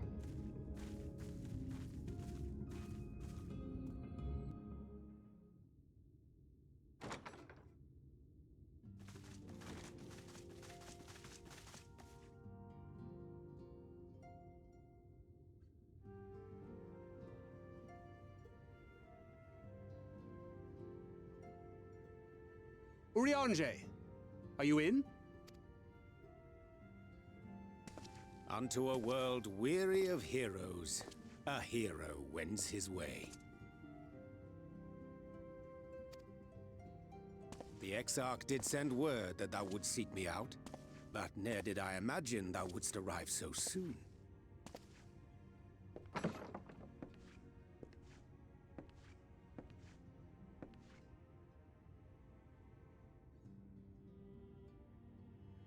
Full glad am I to see thee once more, my friend, and none the worse for thy travails. He's so sassy. Run along, Minfillia. We will meet you outside. But... Another one for you to imbue, if you'd be so kind.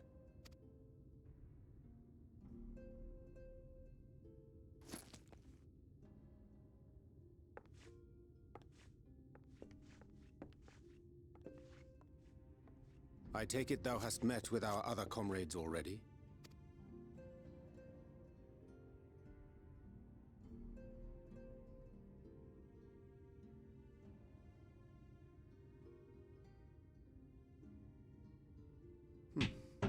That Master Alphino and Mistress Alize now travel in thy company is of great comfort to me. As for the rest, it beginneth in earnest. The hunting of the Light Wardens, and perforce the war with Yulmore. Hark thee then to my words, and through them behold the vision that I did glimpse, that of the 8th Umbral Calamity. As I drifted hither to the first, traversing the boundary twixt reality and potentiality, I did bear witness to events yet to come. There I saw the combined forces of Eorzea and the Far East offering fierce resistance to the legions of Garlemald. So fierce, in fact, that they did begin to push the enemy back. Ilm by painful ilm at first, then Yalm by Yalm, and Malm by Malm in time. Yet the joy they felt was short-lived, for in so doing they did force the Empire's hand. Faced with defeat, the Garleans turned to a weapon most vile. Black Rose. Its potency defied all reckoning. Once released, the gas took on a life of its own, wreaking untold carnage not only in Eorzea, but in the provinces of the Empire besides. From fighters upon the front lines to babes in their beds, none were spared. And as the casualties became too numerous to count, so did the fabric of civilization begin to unravel. Nor did the land itself escape unscathed, for spreading from the site of its release, Black Rose brought death to the very soil. To survive amidst the chaos and upheaval, men came to live by the sword, the rule of law giving way, inevitably, to the rule of might. Thus was the spark struck and the fire kindled, and swiftly did it spread as a blaze in a field of straw to engulf every corner of the world. Nations worthy of the name did then cease to exist. And those souls brave and true who might have risen to restore order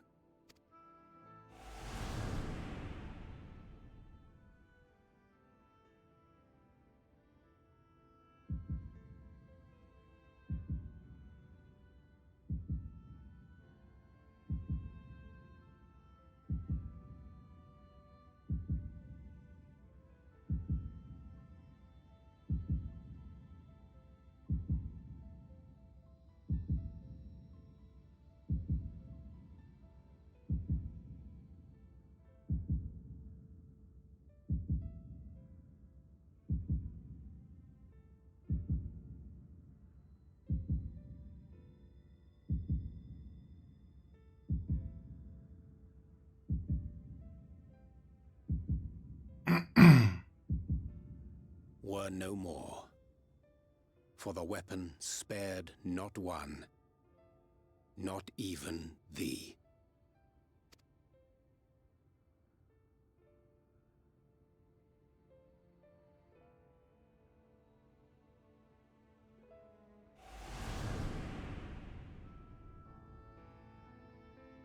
An endless age of war, begotten by the blight of Black Rose. Such is the legacy of the 8th umbral calamity which I did behold.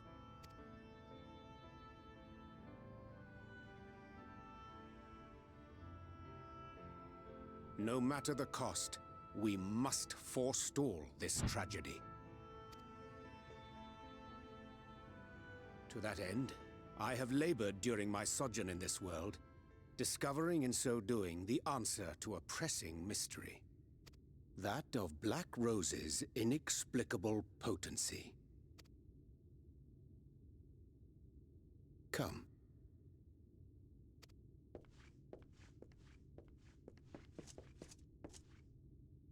Dost thou recognize yonder chart?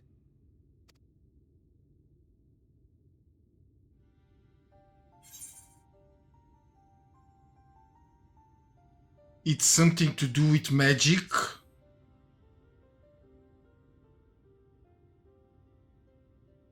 Indeed. 'Tis a rendering of the elemental wheel, such as one might find in classrooms across the source. As the chart maketh plain, our world is composed of 6 elements, in addition to which there exist 2 poles in fundamental opposition. Astral, the active, umbral, the passive. As a reflection of the source, the first naturally compriseth the selfsame forces. Yet, curiously, there is a notable divergence in their nomenclature. To be specific, the denizens of this world employ not the terms astral and umbral. Thus was I moved to inquire what names said forces had been assigned. A simple question which yielded a most unexpected answer. Upon demanding the name of the pole aligned with activity and growth, I was told that as life's myriad colors combine to produce black, the people of the first had called it darkness. At this, did my mind begin to race.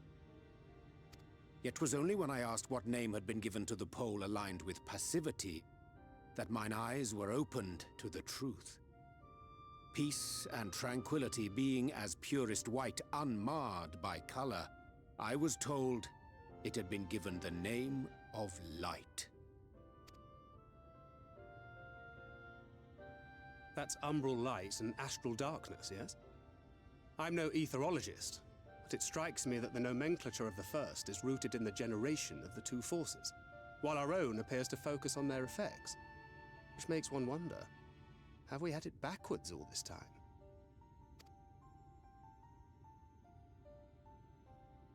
"'Tis indeed a compelling question, and one which beareth closer examination. Yet what knowledge we already possess sufficeth to explain the chain of events. The phenomenon of etheric thinning observed in the source is the consequence of light, the power of stasis, flowing in from the first to stifle the movement of ether within the land. And according to Master Alphino, Black Rose slayeth by halting the circulation of ether within living beings. Should such a weapon be unleashed even as the first were rejoined, replete as it is with light, we would have a disaster of untold proportions on our hands. A calamity. Well, at least we have a better grasp of what we're facing. Our objective, however, remains unchanged. We are to eliminate the Light Warden of Ilneg. Speaking of which, were you able to ascertain its whereabouts? Aye. 'Tis all but certainly ensconced within Leargear, the castle which standeth in the midst of the lake. To enter said stronghold, we must needs turn to the Pixies for aid. Fortunately, I have become quite adept at courting their cooperation. Henceforth shall I accompany you, and do all in my power to ensure that my vision doth not come to pass.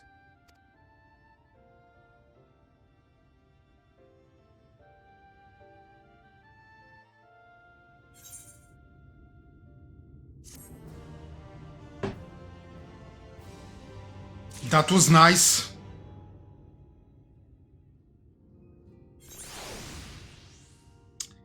And we shall continue on Monday, because tomorrow I will take the day off.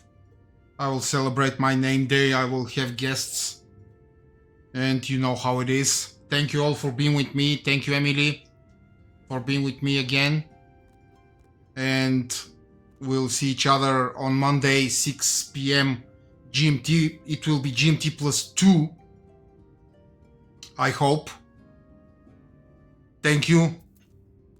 And until then, good night and be safe.